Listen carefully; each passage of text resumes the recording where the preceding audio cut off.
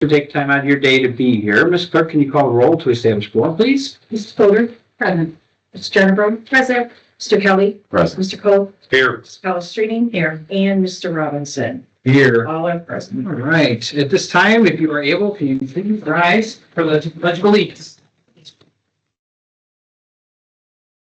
I pledge allegiance to the flag of the United States of America and to the republic for which it stands, one nation, under God, indivisible, with liberty and justice for all. Okay.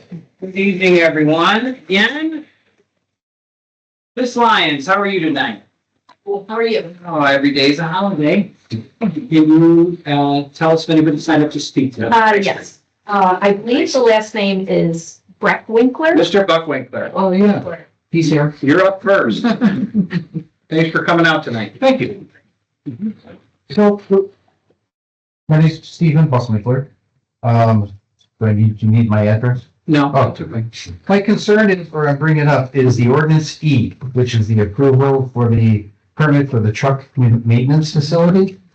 Number one is, this is annexed into the village now, right? Correct. Okay. And you annexed it in last year? Correct. Okay. Well, don't quote me on the year. Okay. It's all running together. But yes, we were all a part of it. Most of us in this room was Is about a it? year or so. I wasn't able to make I was able to make the meeting for the building and zoning. But, is this the best that Hampshire is looking at for that particular site? So we see that. Discuss tonight. Okay. You know, that facility's been in operation for 5 years. There's a business there for 5 years. Has the village collected any money, taxes? Has the county collected any money, taxes? Because on the books, they don't exist on the taxes. Just wondering if the village or the county is going to do something to correct this. And how big is this facility being presented? How big is it going to be? Hours of operation? I know that facility over there, that whole truck stop area, has the potential industrial growth. But is that what Hampshire can see? It's a big picture. Instead of more trucks and gas stations, is there something else corporate-wise that can go in there? I know our thoughts years ago when Crown said we can put Fortune 500 executive offices and buildings over there, but we don't seem to be going that way in that particular area. So my concern is this the best thing for Hampshire? So that's what I'm going to bring up. Thank you. Thank you. Ms. Lyons? John Schaefer is our second speaker. Good evening, Mr. Schaefer. Thanks for coming. Good evening, trustees. My name is John Schaefer. I want to begin with an important point. Illinois law requires the Planning and Zoning Commission to exercise independent judgment and base its finding of fact on the evidence presented at the public hearing, as required by Illinois law, and I can cite that later, and by Illinois Supreme Court precedent in Claren versus Village of Lye. Illinois courts also hold that a quasi-judicial body may not simply adopt a party's proposed findings, because that is not an independent evaluation of evidence. By adopting the petitioner's unsupported statements as its findings of fact, the PNZ did not meet the legal requirement to make its own evidence-based findings, and therefore the hearing was procedurally defective. Illinois law requires only one public hearing for a special use, and that hearing must be valid, meaning the Planning and Zoning Commission must create real written findings for fact based on evidence. In this case, the PNZ did not do that. They adopted the petitioner's personal statements as their findings, even though no noise study, no access plan, no environmental analysis, and no objective evidence were provided. Illinois law requires the Planning and Zoning Commission to exercise independent judgment and base its findings of fact on the evidence presented at the public hearing, as required by law. Illinois courts also hold that a quasi-judicial body may not simply adopt a party's proposed findings, because this is not an independent evaluation of evidence. By adopting the petitioner's unsupported statements as its findings of fact, the PNZ did not meet the legal requirement to make its own evidence-based findings, and therefore the hearing was procedurally defective. Because the only legally requiring hearing did not produce legally valid findings of fact, This matter should be remanded back to the P and Z for a proper hearing before board considers approval. I would now like to summarize why the 7 findings of fact cannot legally be met. 1. Public health and safety and welfare. Staff found the use will be detrimental to public welfare, noting 2 adjacent homes and no buffer. The petitioner provided no noise, health, or environmental studies, and staff noted winter conditions expose the site completely. A special use cannot be approved on assurances. 2. Impacts on neighboring properties and property values. Staff concluded the use may be injurious or may impair property values. No valuation study was submitted. Staff also acknowledged the natural barrier fails in winter. Without evidence, this finding cannot be met. 3. Orderly development. Staff stated the petitioner provided no evidence that the use would not impede future development. Truck maintenance next to homes undermines the OM district's intended campus-like character. 4. Architectural and functional compatibility. Staff stated the use is inconsistent with the OM district's purpose. Compatibility is about activity, not the building. Diesel idling, trailer movement, and nighttime lighting are inconsistent with office research uses. 5. Adequate access, utilities, and facilities. Staff found adequate access roads have not been provided. Dietrich Road prohibits trucks, and no internal road to US 20 exists. Without engineered access, safety and drainage cannot be evaluated. 6. Safe ingress and egress, minimizing congestion. Staff confirmed the site plan shows no access from US 20. All truck movement would require legal use of Dietrich or unengineered paths. No traffic study was provided. 7. Conformance with purpose of the OM district. Staff explicitly found the use is not consistent with the OM district's intent. Truck maintenance is not office, research, warehouse, or restricted manufacturing. Why staff's mitigation conditions do not resolve the issues. Staff proposed several mitigation measures, but none of them resolve the core deficiencies identified in the findings of fact. In fact, each one highlights how incomplete the application truly is. New access from US 20, no engineered road, grading, drainage, an emergency access plan was submitted. Without a real design, safety and circulation cannot be evaluated.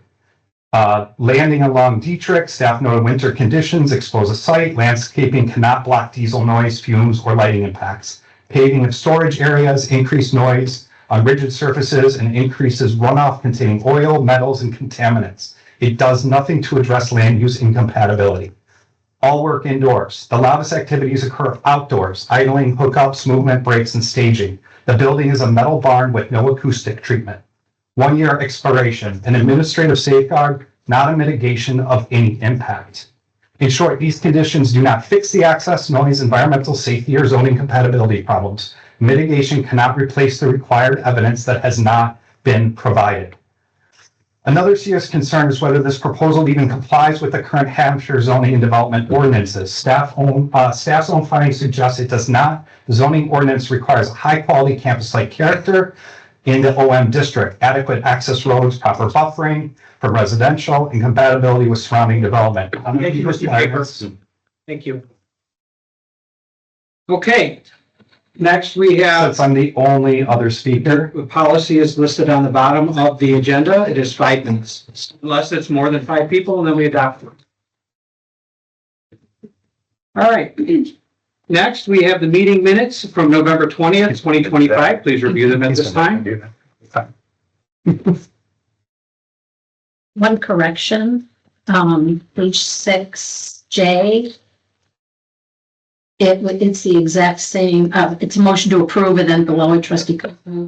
That is the same exact from I above. Okay. Truck maintenance, yeah, truck maintenance facility, Baltimore, truck maintenance. Oh, It's a different ordinance. I is 2535, J is 2536. We had to do it twice. We had to do it every single time. but that, the truck maintenance facility, I'm sorry, which one are you looking at? J.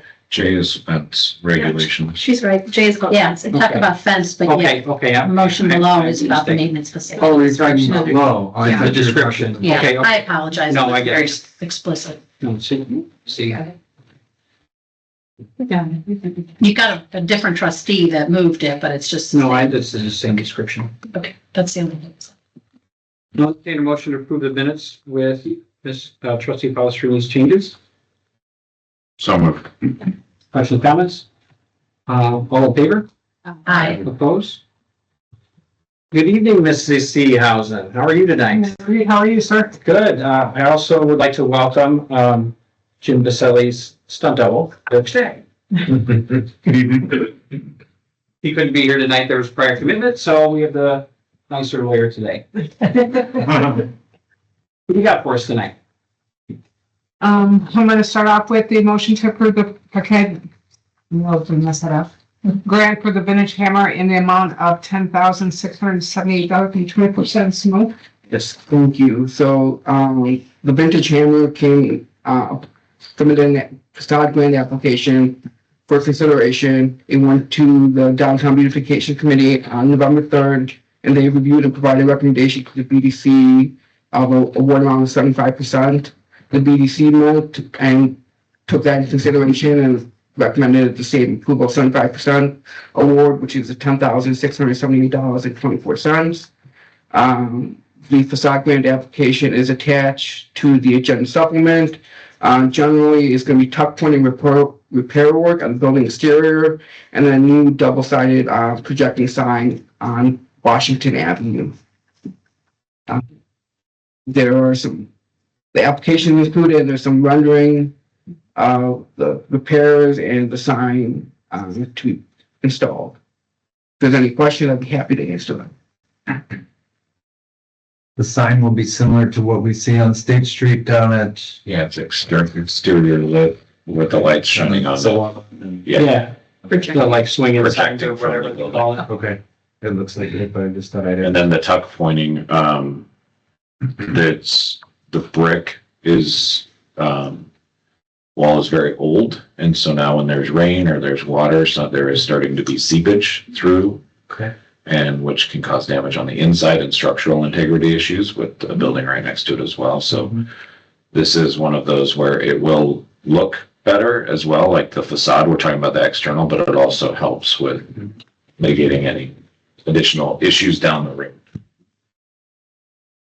And as you see here, if approved at the recommended amount, it will leave the facade program $229.45.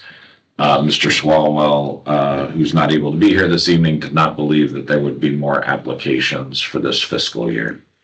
So he felt comfortable with bringing it as proposed from the beautification committee to the BDC. Any questions for staff or Mr. Kelly? I just have one thing just to bring up is the request for the tuck pointing and the repair work also includes the back of the building. And as a facade grant, it's supposed to be what's visible from the main street. And so this also includes the back of the building. So I'm just raising that as an issue. I don't know if there's a way of excluding that portion from the request, but from my understanding, it has to be visible from the front part of the building.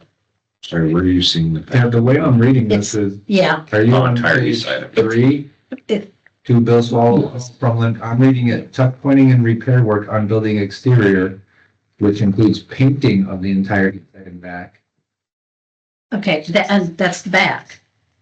And then they say, we will take care of the front painting ourselves. Okay.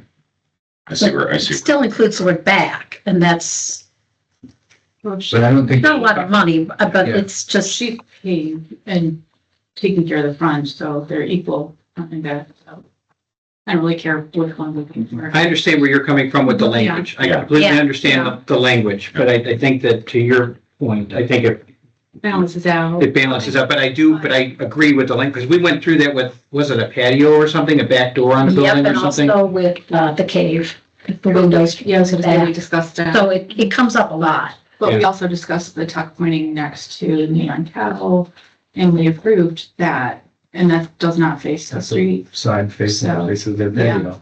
No.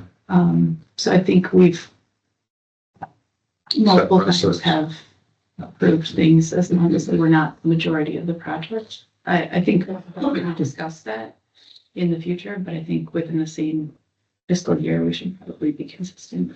I also would just like to add it, just because this is the way the conversation has gone. Mary Jo and I have had a few conversations about the facade improvement grant in general, and one of the things that the staff is going to do over the winter months is try to tackle rewriting this, like we've requested a few times, with some of the stuff in mind, and bearing in fact that the majority of the businesses downtown have had work done under this program.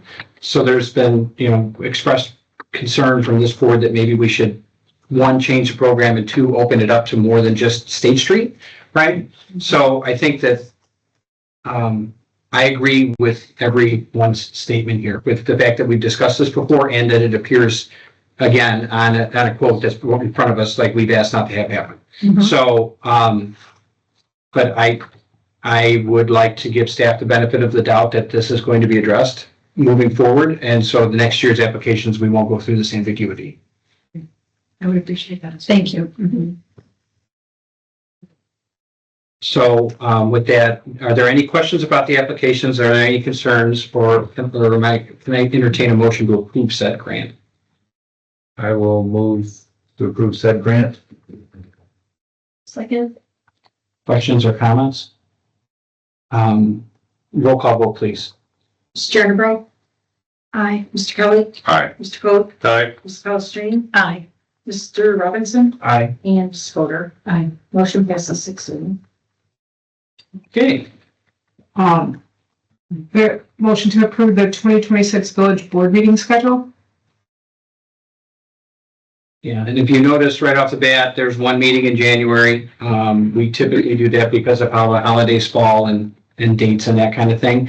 I make the same disclaimer if there's something that needs to be voted on. I mean, the staff can pay bills, right, that need to be paid. That's already authorized under our ordinance for the village manager to authorize payment of reoccurring bills, not new expenses and that kind of thing, unless there's an emergency situation underneath her spending authority. And if there is a need to meet 2 times in January, even if they're 1 week right after another, we will not hesitate to call a special meeting as we've done in the past. I would like to recommend eliminating the July 2nd meeting. I believe the 4th is on a Saturday, so my guess is that the observance will be on that Friday. Yeah. Is my guess. Village Hall will be closed, so to have staff come in that Thursday night, or potentially those that may have that next day. Sure. And wish to Travel. and it may be tough to have a quorum for that. I think having something the night before. Any objection from staff?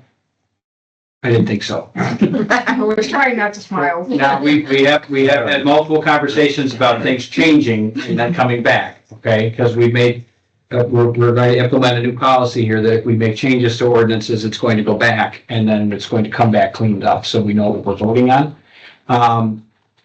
Does this fall into that category by striking the July 2nd meeting? No, sir, it does not. Okay. Do any of the August dates conflict with the They do. August 6th meeting does? I don't know the date. I don't think so. I think that they're 1 week later this Yeah, I year. think it's the next week. Okay. In between. Okay, good. I think it's, and for that matter, if there is some kind of conflict, with Coon Creek or something like that, we can address that. Okay. We usually move it to Wednesday, right? We just usually don't have it. Okay. Or move weeks or whatever, depending on what's going on. But it was really hard for us to take part in ceremonies over there and then run over here and then run back. And so we got out of the habit of having meetings on the opening night of Coon Creek. But I don't think that conflicts this year. I don't believe it does. August 13th through 16th, 2026. See, look at that. Good to go. We're safe. Okay, so with the July 2nd being removed, are there any other concerns? I will entertain a motion to approve the board meeting calendar for 2026 with the July 2nd meeting. So moved. Second. Questions, comments? All in favor? Aye. Opposed? Next is the holiday schedule. I didn't mean to step on your toes there, sorry. We haven't added anything, right? We added Veterans Day a few years back, right? But this is the same calendar we've had in the past. We have talked about adding additional dates, but we need to do that as part of contract negotiations. So if there's a need, or a desire to add additional holidays and that kind of stuff, we need to do it during contract negotiations because we typically try to follow the police contract. When would that be? The police contract it's 2 years, right? Yeah. 27. Yeah. Because I know we did debate last year, Juneteenth, Right. the 19th. Mm-hmm. Um, And that's the only reason I bring up the contract negotiations Right. again. so if it's not, if it's the move from anything, it's a. No, but I just want to let you, Negotiation. I just wanted to let the board know that it hasn't fallen off the radar, that it's still a very, an active part of the conversation, but it wasn't a matter, it's just, we have to do things certain way with the contract. Because typically the police contract dictates how the village, all the rest of the village employees operate when it comes to that kind of stuff. That's just the way it is. Well, I got a question on that, Chief. Are there, in your experience, are there other departments where the police officer contract would just say something like that their holidays will be the same holidays as determined by the village board? Or do they have to be listed out very specific dates in that contract? Some villages don't even have the same as the contract for a police department. Right, but I'm wondering if a contract can say that it will observe the same holidays as approved by the village board each year. Could that be a conversation for next contract? Yeah, I guess I've seen them both ways, but typically it is attached to the contract because it's a financial piece on the police contract more than it is a holiday time off Right. thing. And So that maybe it's a becomes- discussion for another time, but like a minimum number of holidays, the definition of which holidays to be observed, approved every year by the board, or however that would be, but just something when we come to that contract again. Okay. Yeah, because to your point, then that one contract, the way we've done it in the past, is now dictating what every single employee throughout the village is observing. That's typically how we've done it. That doesn't necessarily mean that's the way it needs to be, but that's the way it's So, always but been. that's what I said, the way it has been. we don't, right, so the holidays are the same, but that's about the only thing that's the same between regular employees and the police officer. That's all I'm talking about is the holiday, and I'm saying that as it has been, that's how it's Mhm. worked. And so either discussions of potentially decoupling or finding ways to be able to Now accommodate. that I think about it, in my past, there were certain holidays that the municipality recognized for the office, like Columbus Day or President's Day. The police department that the did police not. department didn't get compensation for as a holiday. Okay, So all right, something for a So- discussion. So something that we can look into as we get our feet under us. Yes. I appreciate the conversation. Does anyone have any other questions about the holiday schedule for 26? I'll entertain a motion to approve the 26th holiday schedule. So moved. Second. Questions, comments? All in favor? I, Opposed? You want me to keep rolling with it? It was a small payment, $1.7 million for the lamp, for the progress payment for the Public Works Facility Project. We've already approved it. It was a budgeted expense. This is just the next disbursement of monies. I will say that I got a chance to go there today and it's amazing. I still couldn't believe it that finally after all these years that we're going to have a space that these trucks don't sit outside and our employees are going to be safe. And it's pretty inspiring, and all the public works guys even the water guys are excited about it because a lot of the water guys have to help out in the wintertime, and it's really not a safe situation to have to spray out these trucks or have to fight with these trucks to get them to start and that kind of stuff. So it's really going to be wonderful. But I'll entertain a motion to approve the progress payment to Liam. So moved. Second. Questions, comments? All in favor? I, Opposed? Okay, next, I will defer to Mr. Mo Khan. Oh, wait, it is money. Money. Thank you, sorry. Can you do a roll call vote? I got excited. I'm sorry, I really did get excited because it was the first time I got to see that building and to see Dave's eyes light up that he's actually gonna have an office, and they're gonna have a conference room, and they're gonna be able to have training and all of this stuff. So I do apologize for calling a roll call vote. It was, I roll through my, please. Mr. Kelly. Aye. Mr. Coe. Aye. Ms. Palastrellini. Aye. Mr. Robinson. Aye. Mrs. Fodor. Aye. Ms. Granbro. Aye. Motion passes 6-0. Thank you for keeping us all in line, Ms. Stewart.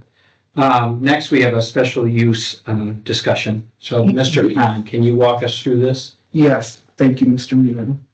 Mr. President. Whatever you want to call me today, it doesn't matter.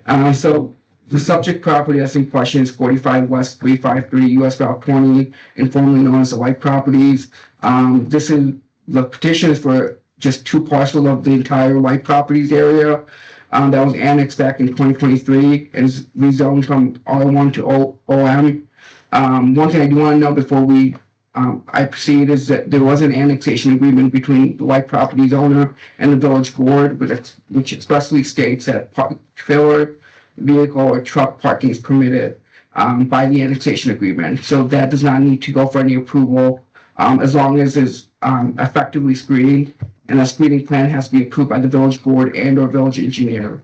So regardless of the decision that's made tonight, they can do truck parking there per the annexation agreement. Can I also ask about notifications and that, because that's been an issue over the past, how the notification was done for the public hearing that happened, and that, can you walk us through that? Yes, so when there's a public hearing, that occurs at the planning and zoning commission level, and by state statute, there's certain notification requirements that are required. The first is letters to all property owners within 250 feet of the subject properties, and if you go to page 3 of the agenda supplement, it'll highlight the 2 parcels that are in question in an orange line or yellow line, depending on your screen.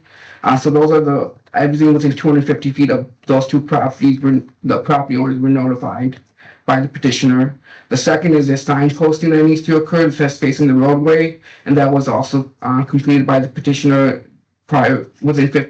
before 15 days of the public hearing. And the last is a legal notification in the newspaper of general circulation of the village, and we do the Daily Herald because they do circulation within the village, and that was done also prior to the deadline. And there was no additional notification requirements for tonight's meeting? Correct. The only notification requirement is being posted on the agenda 48 hours prior to the meeting. So everything was done for the notification. Before I continue, does the board have any question on the annexation agreement permissions about the truck parking or trailer parking? Okay, thank you. So just to kind of go back to, there were some additional special uses requested that were denied by the village board when the original annexation came in. Those are listed 1 through 8 on page 1 of your agenda supplement. This did go to the Planning and Zoning Commission on October 27th for a public hearing. There were no comments provided prior to or during the public hearing for the Planning and Zoning Commission to take into consideration. Staff did provide a recommendation to the Planning and Zoning Commission to deny the request of special use, as staff opined that the petition did not meet the findings of fact. The Planning and Zoning Commission again held a public hearing and adopted the findings of fact as provided by the petitioner with 6 conditions of approval. 1 through 5 were recommended by staff. The 6th one was added by the Planning and Zoning Commission, which is the use shall be limited to the areas presented on the attached site plan. So if this is voted for approval, there is a site plan attached to the ordinance for record keeping. Again, there was no public comments provided prior to or during the public hearing. And the recommendation for the village board to consider the Planning and Zoning Commission's approval recommendation for the special use for the truck maintenance facility. If there's any questions, I can go into more details, or I didn't want to spill out too much. I have a question. Yes. Can you explain the difference between what you had said was included as part of the annexation agreement, which is not discussed, and number 1 on page 1 of the supplement that says we denied the special use that says storage of property, including trailers, should not be required to be located completely enclosed in buildings and structures? Because the way I read that is trailers or any, storage of property and including trailers do have to be in fully enclosed buildings because that was denied. Am I correct? So from I wasn't here during the white hearing, so I don't know all the specifics, but going through the documents, there was a specific special use requested for that storage of property, including trailers, not be required. That was denied, but at the same time, the annexation agreement, they essentially put that back as a permitted use. I have to say something. So they put it back in. The village and the petitioner. I can't go. I don't have the full history of like who added it. I didn't. Right, but that's why I'm asking the question, is not whether or not they can have trailers, right? The annexation states they can park trailers. Mhm. This states, sure, but they have to be in enclosed buildings. Does the annexation agreement state that they do not have to be in enclosed buildings? Let me pull it up. I can check. So the annexation agreement, I think if I'm remembering appropriately, it was allowed that you could park trailers. It wasn't long-term. There's language in there, if I'm not wrong about this, but there was language, it was for truck traffic to come and go. It wasn't meant to be storage or maintenance facility or any of that. It was specifically for like the manufacturing of the trucks coming and going, because one of the restrictions within the zoning requirement didn't allow the trucks aspects of it. I remember we talked about it that night and we went to 1 o'clock in the morning. No, I remember, but that's why I'm asking for clarity, is because there's a difference between, sure, you can have trailers and they have to be in fully enclosed buildings versus you can just fill the spot with trailers. Right. And I want to understand the legal, where we're at legally on the annexation versus us saying, no, actually you can have trailers, but they have to be within an enclosed building. Yeah, that was not the spirit of what was approved at all. So the trailer side of it was added back in. That was a very public discussion. We talked about that in depth. And there was a difference in that discussion. There was a difference in what you're saying, right? Like just park them and leave them versus what was approved, the ability for them to have them. And it wasn't under the spirit of. And I understand that, but I'm looking for the legal definition of what we have in the annexation agreement versus denial of the special use. Where do those trailers have to sit legally? I'll have to do some research in order. Council, do you know? I do not know. I'd have to look at the annexation agreement.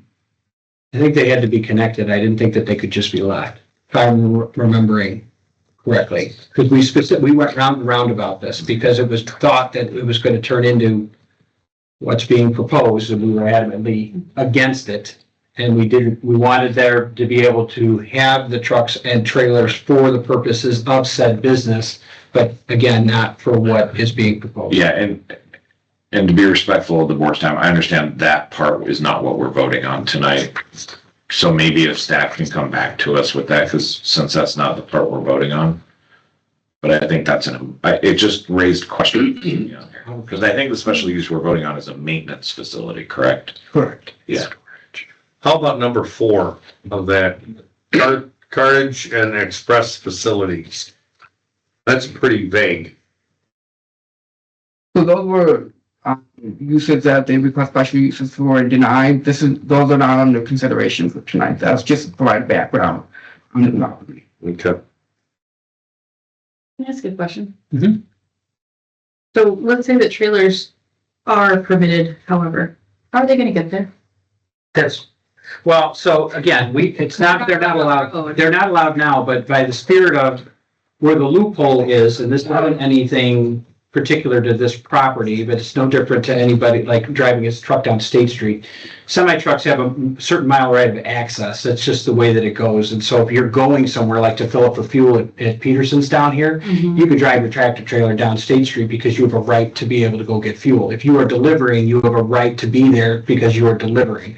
So I think that that was a huge concern for me in looking at this, which is we don't allow trucks down Dietrich now. And then now there's a loophole because we've explicitly said that this is going to be a truck maintenance facility. So therefore the trucks have the right to be there. So therefore that creates Well, no, We didn't say. we haven't said that yet. no. Well, I'm saying that, no, I'm not saying that, but I'm saying should this get approved, Yeah. we have then created that loophole, which creates the safety issue that I don't like. Right. but I'm not trying to give you my opinion, but that's where this came from. I guess my question was just, let's say that magic, okay, but how do they get there if they can't safely be on that road? And I don't understand how that doesn't just Exactly. completely like dismiss this entire possibility. Well, and so they have a right as a petitioner, as we talked about during every other hearing we have. Right. They have a person who owns a property or is renting a property has a right to ask for whatever it is that they want to ask for. Right. And they have to pay for the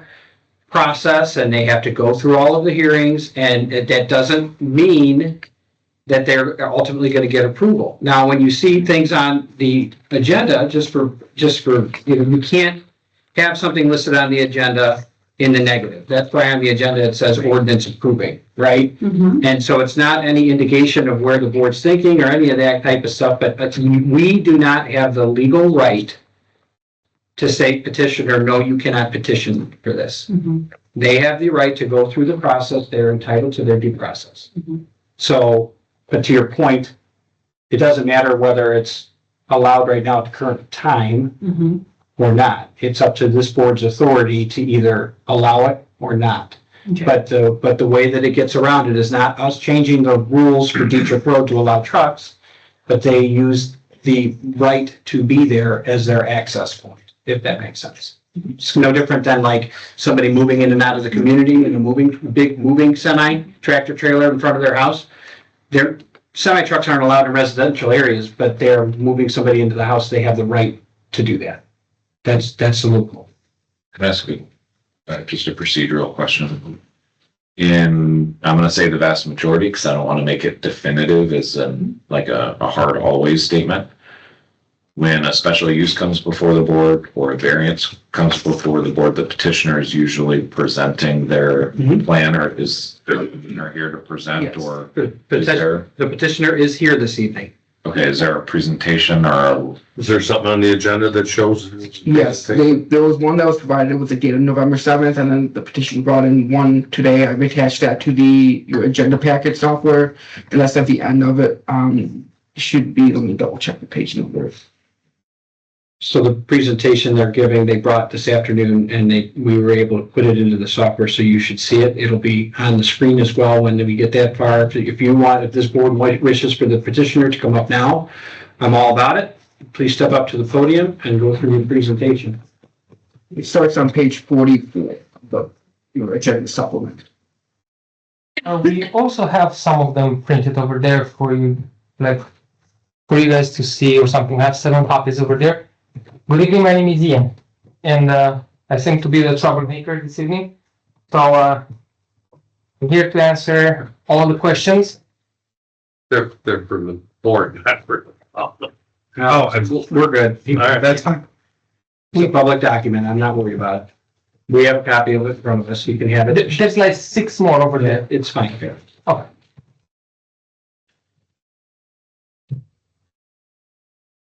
44. And can you put that up on the screen? Thank you. Should I skip that way or? No, but if the public wants to see the screen and can't see the screen, feel free to move about, Kevin. But it's the same thing you've got in front of you, but not everybody has one of those. It was also online and.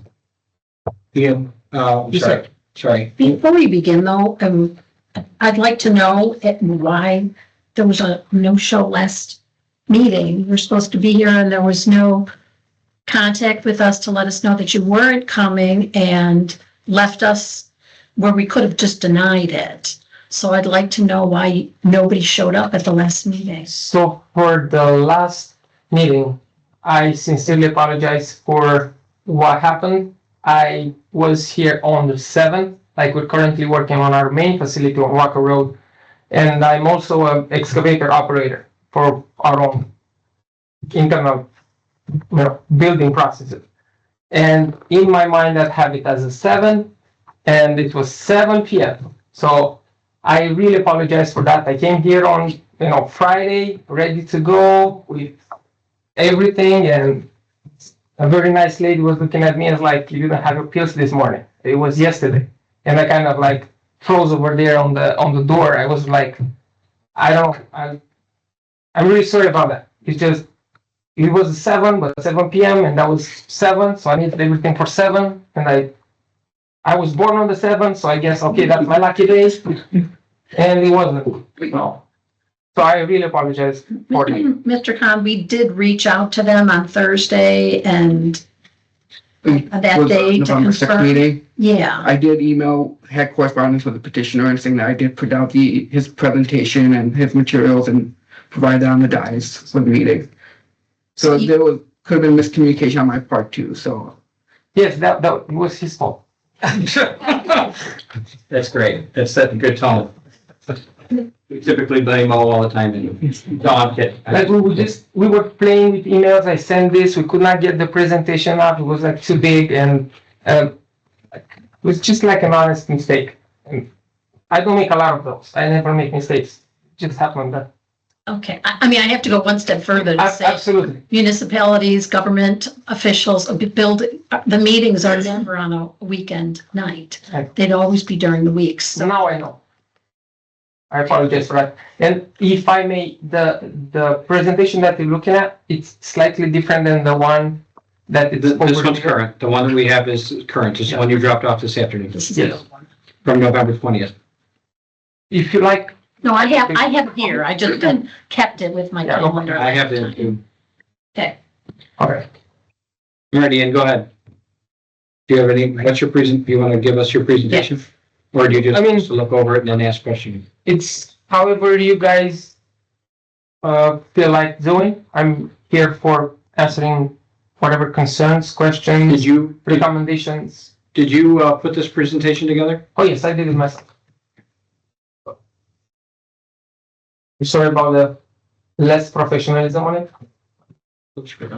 That's fine. Oh, thank you. How many vehicles are you estimating that you'll be doing maintenance on in there, and how many coming in and out? Okay, so the concept of us being like in that place is to minimize traffic coming to Walker Road.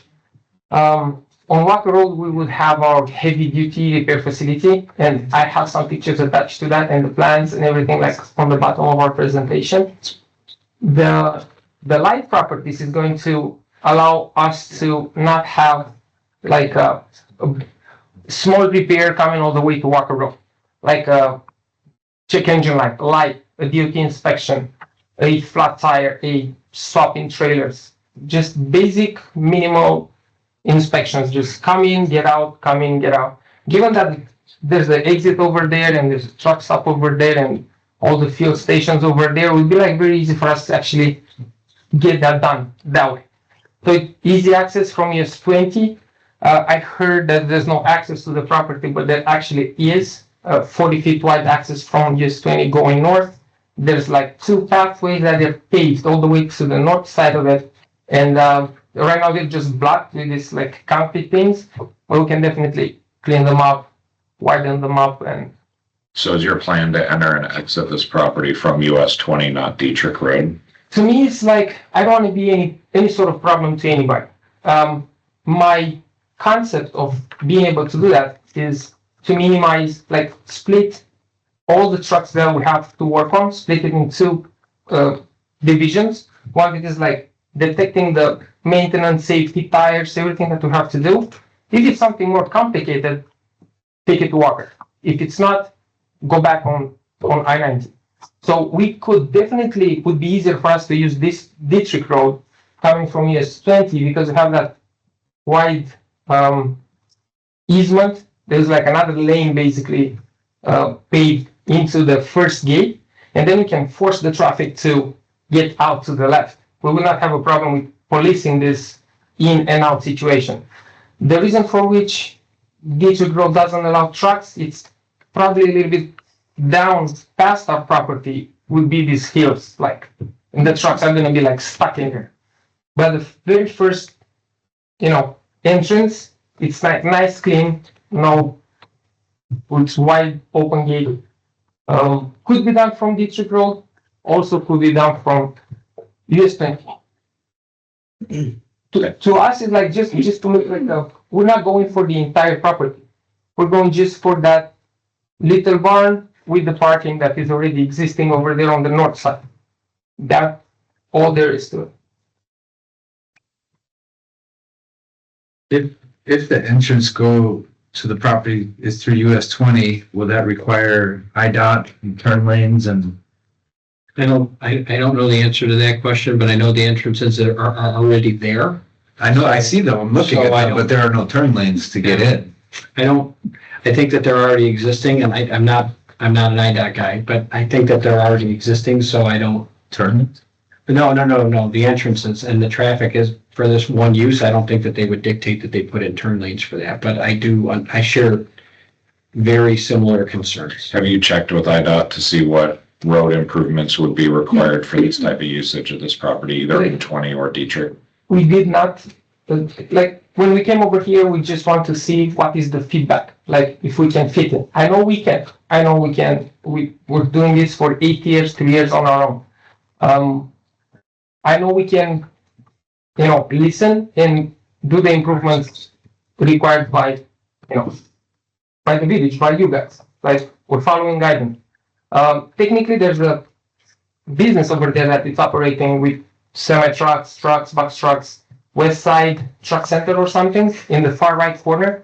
So I placed everything. I don't want to create problems for anybody by any means, but I went there, I drove there, we walked through the woods, we've seen everything that is on the top, everything that is on the bottom, how the access would be, and we're doing like a lot of them semi-trucks with the planning and everything that we did on Walker Road. And that is also something that I attached over there to the plan.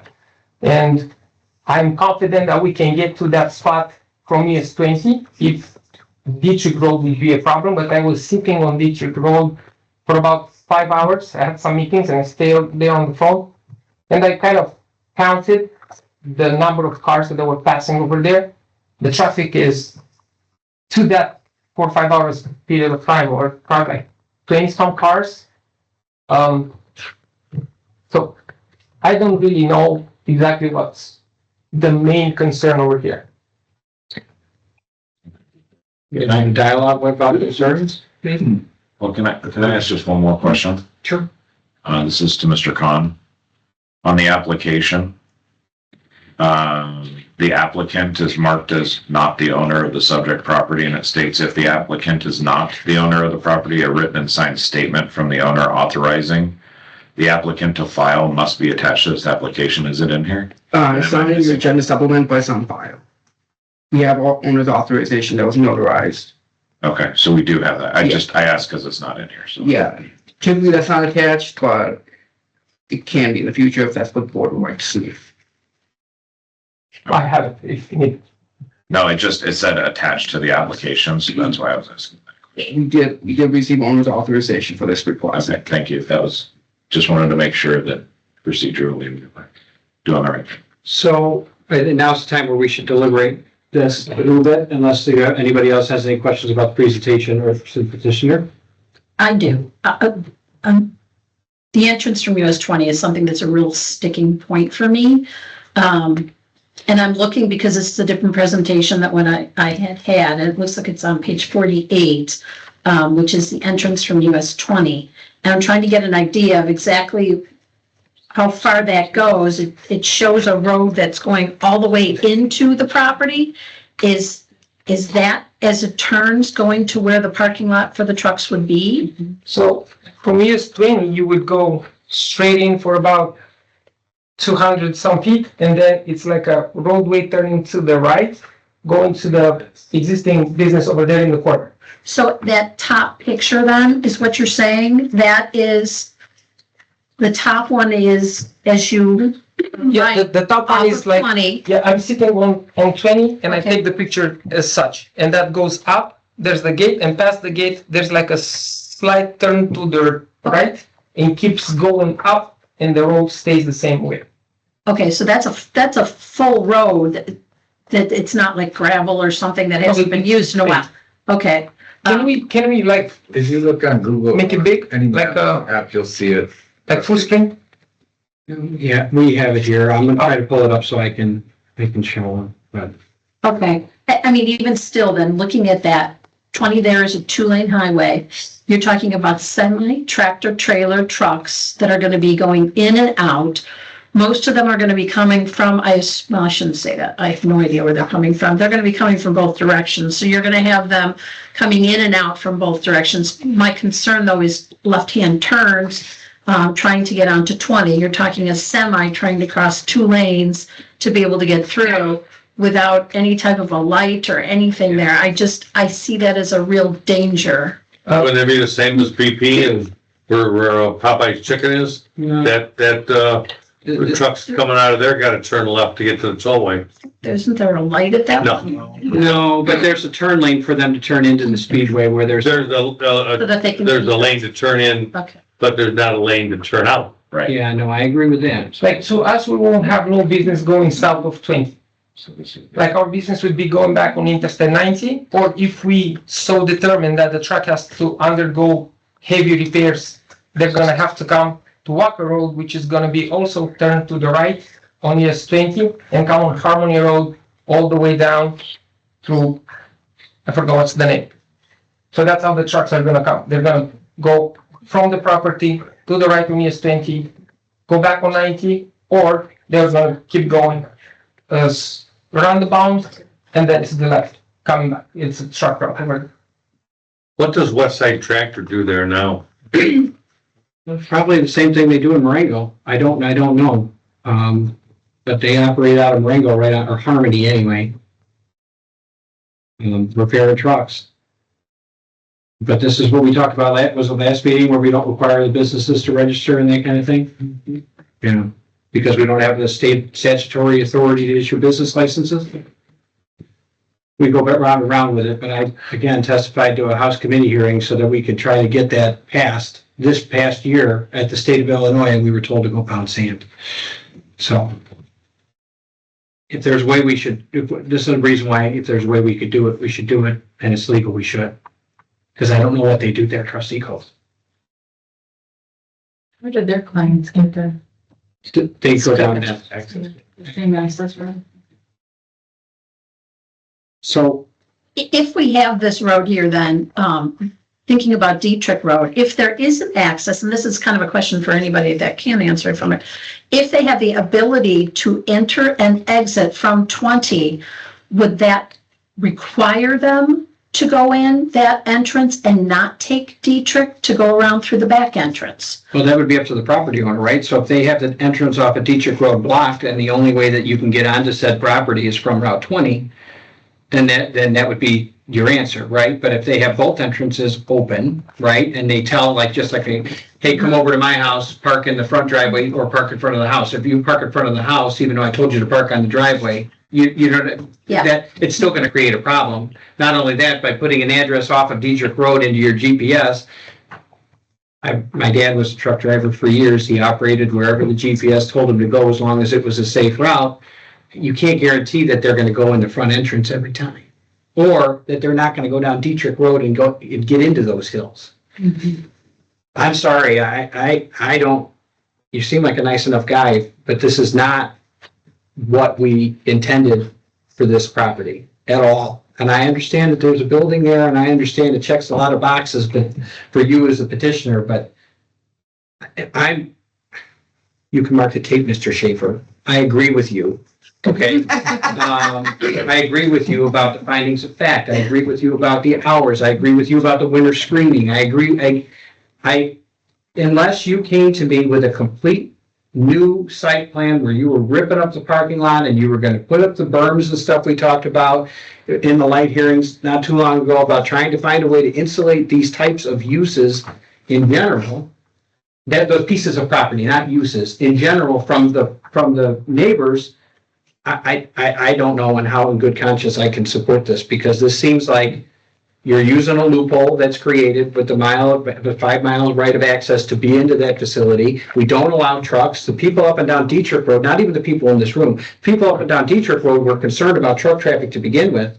And then less than a year later, we're talking about approving a use that I was vehemently against, and I know others were on the board that were against it at the time. Okay, can I just ask a question? Absolutely. If we don't have any more questions for the petitioner, is he welcome to Yeah, absolutely. Just so you don't feel like you have to stand the whole time we're discussing. That's one of the, most important things for us, so I can sit stand. Okay. Whatever you're comfortable with. I just didn't want you to think that Okay, you had then to we'll stand. come back. Like I said, you seem like a nice enough guy and I understand what you're trying to do. I totally get it. So this isn't a slight to you. We have a lot of people that we need to try to meet in the middle and represent, even if they're outside of our boundaries. And these are serious concerns. If I may say something, like when we came in the first time, we just wanted to see if this is something that can be entertained. We were waiting for, to see if what we have to do, how we can get there, if we can do this. To your point, what you said, if we would have a full major plan with all the changes and everything that we have to do, we have it now here on Walker Road, 16 and 196 Walker Road. That's where I'm building, like we're about to finish our facility over there. This said property here really facilitates the split of our work. Now, we can do the same thing with this property if that would be the case, but my intention is to be light, fast in and out, and it's already furnished for I that. understand, but once we give you the special use, we create a precedent that we can't take back. If we don't have to go to Dietrich Road, that's gonna be fine. Nobody goes on Dietrich Road anyways. I disagree with that. I disagree with that. I have a question. So when you guys are done arguing, No, but Mr. Cook, go for it. how many trucks do you plan to have here?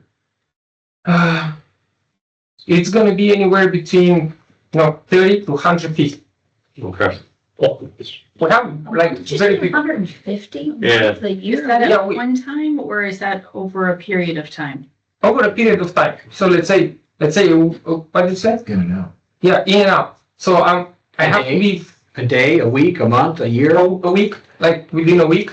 We can have 5 trucks a day. We can have 15 trucks a day.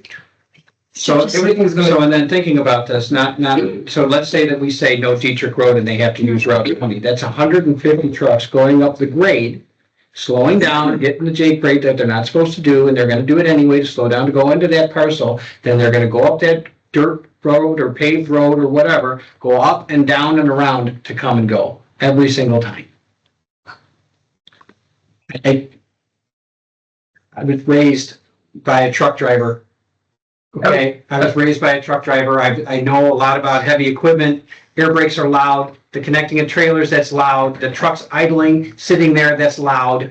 It's not, you could show me all the maps in the world about the distance between the houses, okay?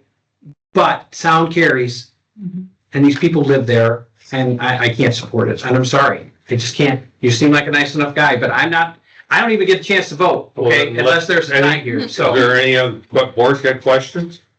Yeah. You said you had a couple. No, that pretty much answered everything I was gonna ask. Oh, okay. If I Just want to can, make sure that chance ask whatever. Well, I'll cut in if I if we, you have said then you're kind of trying to test the waters and to see what we want and kind of take it from there. Counselor, if you could advise us then, if we should deny this today, it is before us, how long would they have to wait, and maybe this is to Mo as well, before they could present something else for this property? Sometimes there's provisions in the zoning code that don't allow you to reapply for a year, but I have to look at that.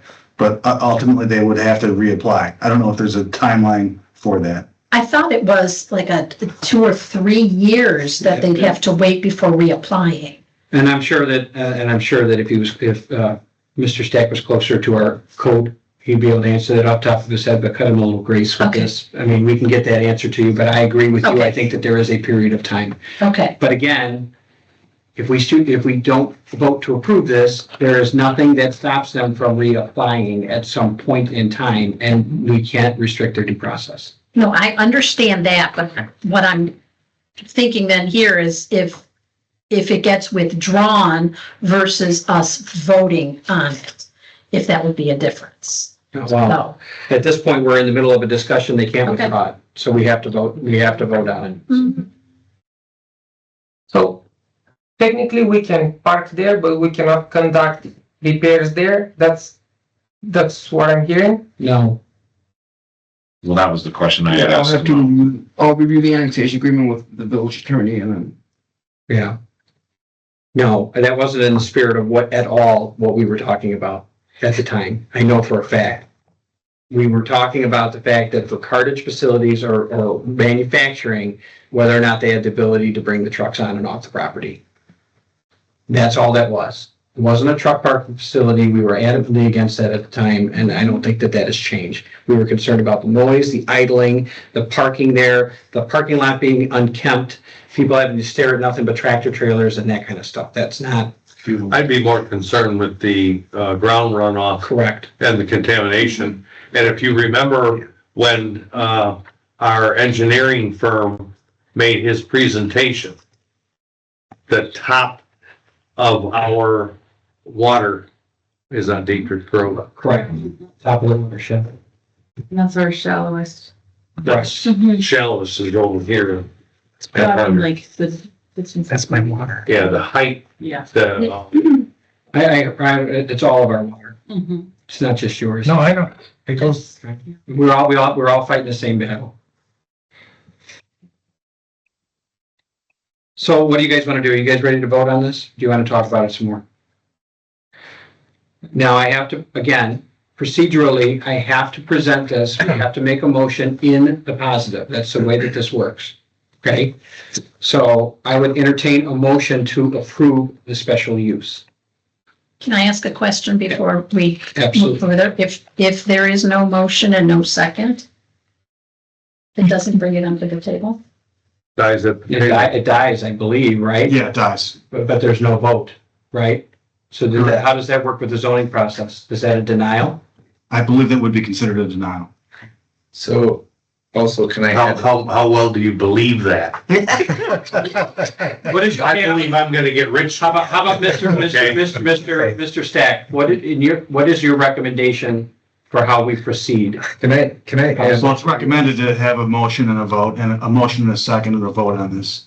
Can I add, if you motion to approve it, that doesn't mean you Yeah. need to vote to approve it. Correct. You can still motion it and. Yeah, Right. you motion to approve said ordinance, and then if you were against it, you would deny, Yeah. you would vote no. You're just motioning for a vote. Correct. Pulls it up and puts it on the table. Right, it pulls it up to put it on the table, and then you vote however you vote. And if it is the will of this board to vote no, then the motion to approve fails, and that's his denial.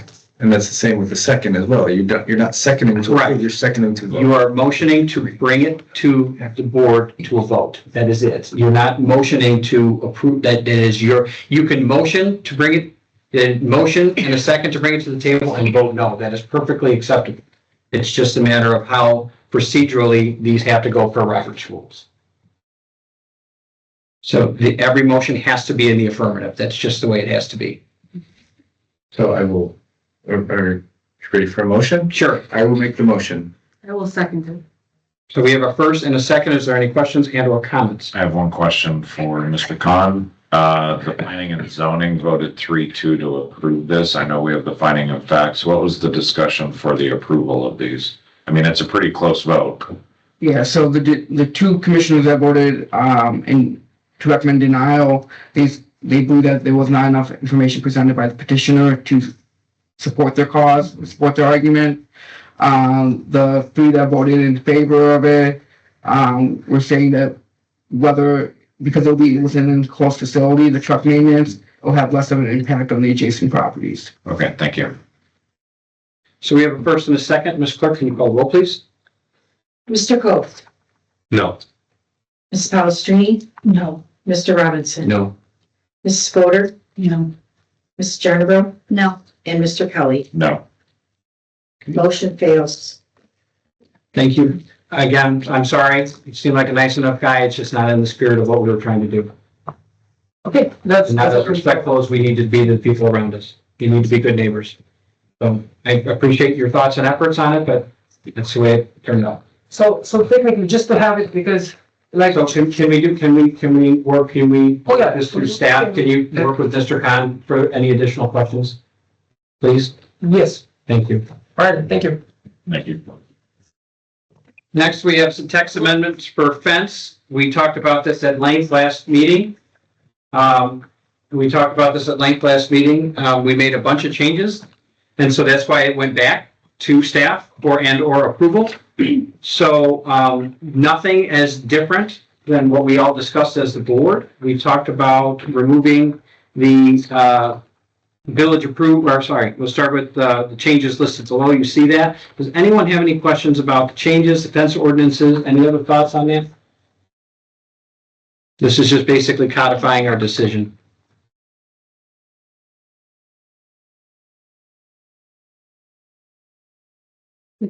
I'd like to thank you for the triangular explanation. Yeah, that was my So question. I appreciated that. That was clear to me on, so I just wanted to make that comment. Was there okay, yeah. We talked about all the different kinds of wires, Correct. and maybe I missed it. Is hog wire included in this? I know we talked about hog wire, and is it pig wire? Yeah. Is that the same thing? I assume it's. Okay, so maybe this is a stupid question. Probably is. Did we miss any types of wire that we may not know about that should be included in this ordinance? Until somebody puts it up and then we have to deal with it. No, I would imagine that we got it pretty much covered. It says or similar. You know, okay, okay. Wire, On concertina. So, which is a coil of either razor wire or barbed wire is used. I was just struck with what did they? by adding the or similar types of wire would prohibit it, any Yes. said wire that we didn't specifically mention? It would cover us in an argument for sure. Yes. Similar, yeah. Because there are quite a few. There's a bunch of wire. and Because I'm gonna invent the wire tomorrow. You know how this goes. I mean, Yeah. I know. It's, I just want to make sure we're covered. yeah, if it's not in the rule book, it's cheating, right? Yes. Yeah. Other similar. Yeah. I have one question on, sorry. I should have asked this last time, so apologies, Mr. Khan. On page 6, D, heights. Number 3 says fences erected 5 feet. Erected, I'm guessing it's within 5 feet of a retaining wall shall be measured from the bottom of said retaining wall. So if our minimum measurements are 6 feet to 10 feet, Mhm.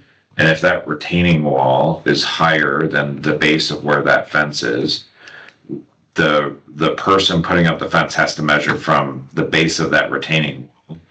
Could that fence end up being higher than 10 feet? Like, you would have to be higher than 6 feet as a minimum for a panel. If that retaining wall is even just 1 foot higher than where that ground is, now a 6-foot standard panel for a homeowner doesn't work, right? Correct. So they have to cut it down, correct? No, it's, so if I'm putting a fence down here Mm-hmm. and the retaining wall is a foot higher, Mm-hmm. my measurement for height starts at the retaining wall. So I have to make up that 1 foot. And I'm actually need 7-foot panels, not 6 foot, is the way I'm reading that. Is that accurate Mm, in that example? I seem to read it the exact opposite. Like if you're building a fence on top of a retaining wall, that doesn't give you the ability to go 6 foot higher than. No, it's saying, I understand, but I'm obviously not reading it correctly because that's how I took it. I'm reading it that it's from the bottom of the retaining wall. Right, so at the bottom of the retaining wall, I think you're let's say it's a thinking hill, and the bottom of the retaining wall is a foot higher than where you want to put your fence. that would be the top of the retaining wall, right? No, this is where you start your measurement, the bottom of the retaining wall, and the retaining wall goes up, let's say, right? You have a sloped hill, somebody has a retaining wall Okay, that's a foot higher than where the base of your fence would be. okay, gotcha. This says if you're within 5 feet, right, Okay, you start measurement at that retaining wall height. correct. So if my minimum height is 6 feet, I have to be 6 feet high from the base of that retaining wall, not from the ground. I think all measurements would be on the top of finished wall. If I can interject for a moment, that's okay. So, I think we'll need to clarify the language, but typically you want to be building within 5 feet of the retaining wall. But I understand where you're coming from, where the language can be a little convoluted. Does the next part of the sentence address that though? If you are within that 5 feet, you may extend above the top of the retaining wall no more than 42 inches. So that's three, we may go up no more than 3.5 feet. Oh, they're coupled together. Those two statements. I guess maybe, but I still don't understand it. I'm sorry. It's just saying if they exceed maximum height, 10 feet, when measured as such, it may extend above the top of the retaining wall no more than 42 inches. This whole thing is, I don't understand it. I mean, I understand how the math is being calculated. Mm-hmm. And at least I would hope that I'm not messing that up. It seems pretty straightforward. So can we do I third just- time's the charm? Gonna have to. I'm good with okay, so is everybody good with everything else in this, notwithstanding the heights, because nobody seems to get it, so they're gonna have to clean up the language, which is fine. So, but is there any other marching orders for staff? I have one other question. Under B,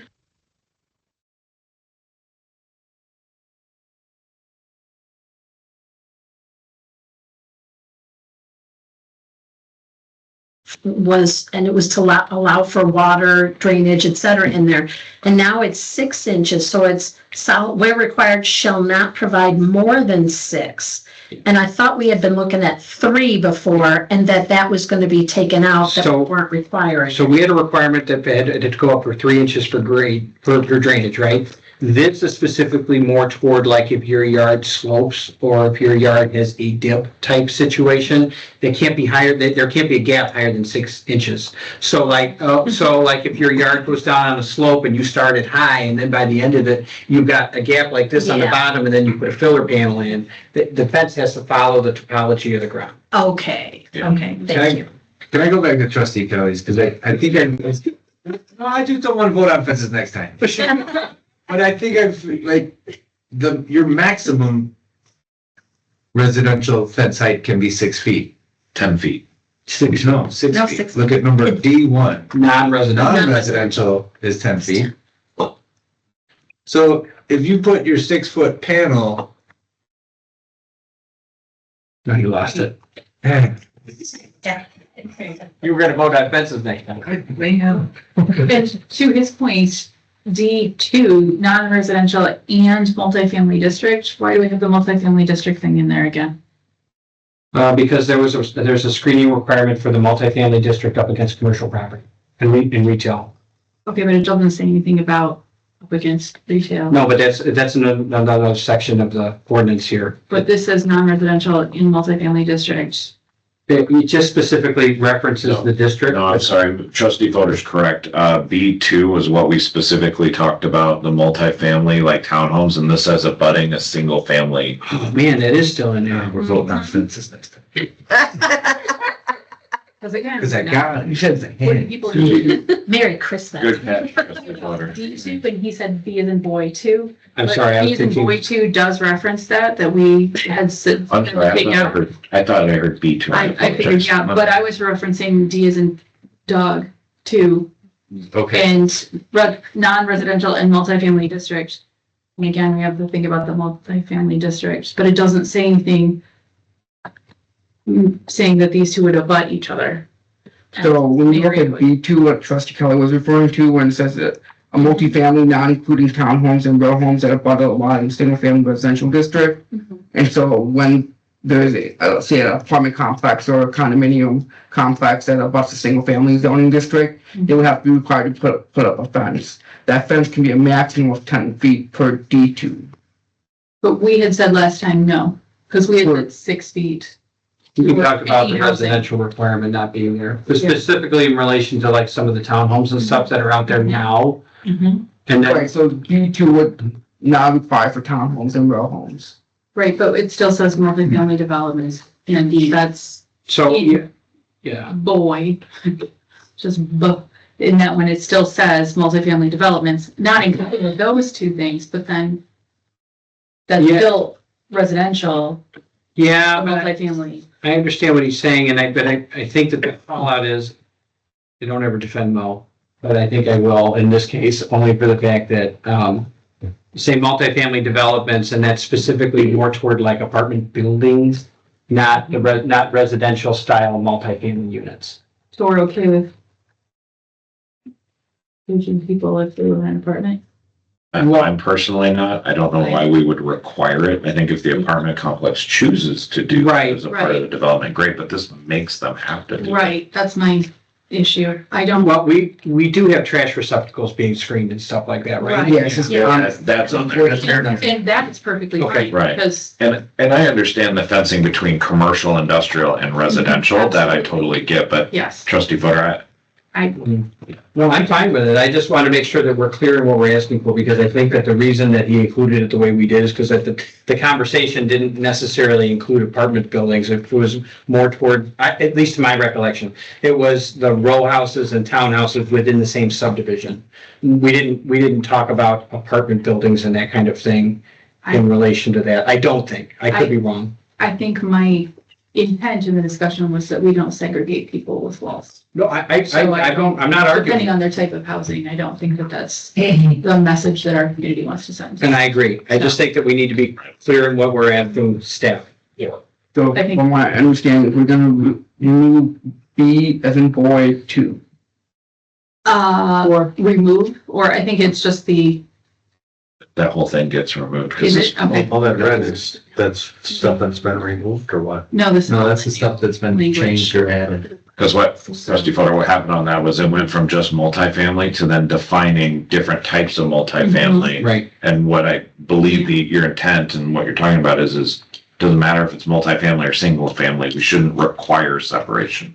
Mhm. Again, if the developer That is chooses to, precisely. Yeah. Yeah, it's not against the rules. correct. It's just not required. Yeah. So, I'm good with it. I want to make sure that we're clear in what we're asking. okay, can we go back to D2 D2. with the non-residential and Didn't have that multifamily district? Is that a type of district, non-residential and multifamily? That'd be any In quotes, is district, that residential. like the name of a type of district? No, Or are it's- those two types of districts being added together with a conjunction?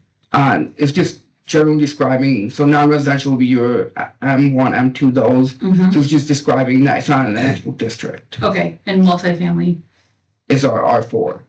okay. So describing that, not, I can have those listed Okay. out. No, I just wanted to double check. So we're just in D, we're just saying the maximum height is this, should you choose to Yes. fence this. Okay, thank you. That was the, I'll entertain this, a motion to table. So moved. second. All in favor? Aye. Opposed? It's okay. Better luck next time. Okay. Can I ask a favor before we move on from this topic? No. Yes. Okay. Sure. No. Because D3 was confusing, so that we don't come back to like a discussion and a tabling and stuff, it may be good to get feedback when you've reworded it before we come back to the board to make sure it's easy to understand so that we don't table something again. Okay. Just as a recommendation. How about a diagram? You can do the next. No, I'm not kidding. Like maybe if we could just see it. Feel free to, I don't think that I. With measurements. Have you ever seen? Draw a picture with some. So how long do you crayons. think, Send it to so, this guy. so how good of a think for- throwing arm do you think you see that on hands? Because I think she was gonna take her water bottle and throw it. I was gonna suggest, like, here are I'm- 3 pictures, I'm which of certainly these is shielded back permitted there. under this language to make sure that we all understand it is clear, and then now everybody knows, yes, it is clear, or no, we should go back and, that kind of, I was just saying because it was confusing. good job. I'm glad you called it out. Thank you for doing It'd be so. good to get feedback. Okay, I, so can we talk about something a little more fun? it's freaking names. Yeah, so this is something that I've been wanting to do for a long time. I get accused of wanting to have absolute power, but I've never really gotten to push something through like this, so this is actually pretty exciting, I guess. Don't But- get me. No, I know, but so in the city or village of Batavia, let's start at the beginning. When subdivisions are platted, streets are designed, street names are given by developers. And what's typically happened is whoever owns the property or develops the property get to pick whatever road they want. They name them after their kids or their grandkids or their cousins or their wives' names and that kind of stuff. up until recently. Recently, what's been more of the trend is they do like market studies and they pick street names to accentuate the different things within the subdivision, right? So like what Batavia did in the 70s was came up with a process and identified names and words that have historical meaning to the community. And they create a list with the Historical Society there. They create a list of names that are available and kept on file at the village. And so if and when there's a new subdivision or street that gets designed or something like that, it's within their zoning code as a minimum street standard that the street name shall be provided by the village via a list. So what they do is the subdivision people come in and they say, where's the list? And then they pick whatever names they want. Now it's up to the village and the Historical Society to keep furnishing this list. And so, as you know, I've had a few harebrained ideas, but I pushed this in the past and we didn't have the staff to do anything with it. But then we recently got staff and volunteers that want to do this kind of thing. So thank you to Michelle at the library and Bill Swalwell at the Historical Society. Karen will explain this, but here is what we're proposing tonight. What we are proposing tonight is that we adopt the process in which a list is created and maintained, and that we adopt it into our minimum street standards that from any new subdivision or that coming into the community, the names have to be provided from us. We don't get to pick, say, this street here needs to be this, but this is the list. We've created via text amendment that it should be furnished by the library and the Historical Society because who knows what's going to happen. But Michelle at the library was invaluable. And this book is amazing. And so I'll let you, can you explain it because you're better at it than I am. So this has been really fun. And I give 110% credit to Michelle Hall. Mm-hmm. She is wonderful. She has gone through and made a list of 51 names to start with. We do have more names that we can add, but at the time President Reed asked for 50, and I'll explain how we ended up with 51. So she went through and she has different people as a resource key, different people that have done articles with history. Gertrude Hawley back from 1892, Effie Farrell, 1931. Anyway, she went through this and has a list of the 51 names along with the reasons that she picked those people, as well as if they were in the articles. So for example, if Effie Farrell, if they were listed in her articles, it's an EF, you can go to EF and find everything she wrote. It's all highlighted. There's newspaper clipping, there's newspaper stats. It's amazing. It is. Can I add one thing? Reed appears on the list. Okay, it's not me.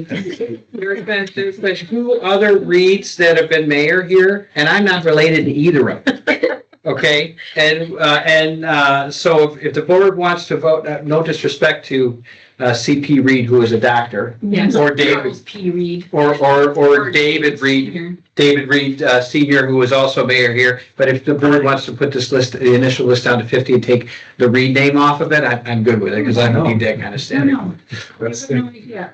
How about, So the other thing is the 51 came, we went through and started a teacher's list, and we still need to go back.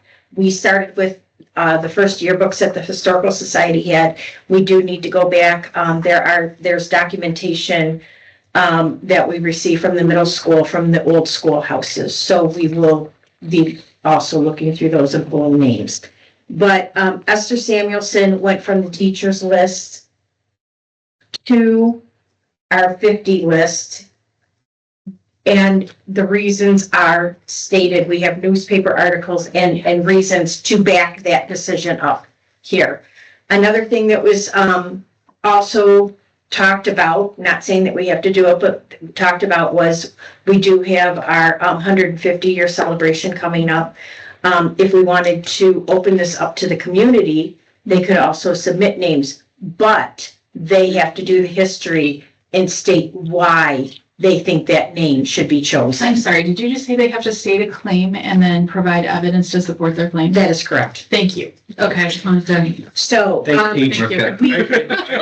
I do have a question on a couple, like Paddock, in school tomorrow. Paddock, early settler, school trustee, civic church, club active. So what? Did he launch a rocket?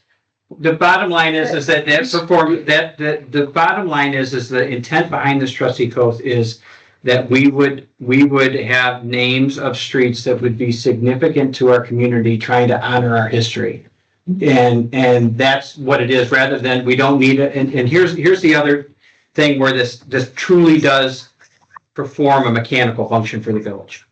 60140 shares a zip code, is a zip code that's shared with Burlington, Pingree Grove, and Hampshire. And over the years of expansion for both communities, we have street names that exist both in Pingree Grove and in Hampshire with the same street name. The village president of Pingree Grove and myself and Raja Krishnamurthy and countless others have tried over the years to say, we need a new zip code. Pingree has petitioned for a new zip code. They don't want ours. They want their own. But this helps in the fact that we've already talked with Pingree Grove and said, look, this is what we're doing. And so we were wanting them to adopt a similar process, or at least have a copy of our list, because it creates havoc for our post office and residents on either side when letters go either direction. So the purely mechanical function behind it is trying to fix a problem that the post office won't fix. So can I ask two questions? Sure. One, from what Ms. Stewart was saying, it sounds like every name on here has a backstory in that book. that is correct. Awesome. So any resident can be like, oh, why is this name on there? Let me read about who that person is. That is correct. Cool. There is, although there is one article in there, is still under copyright.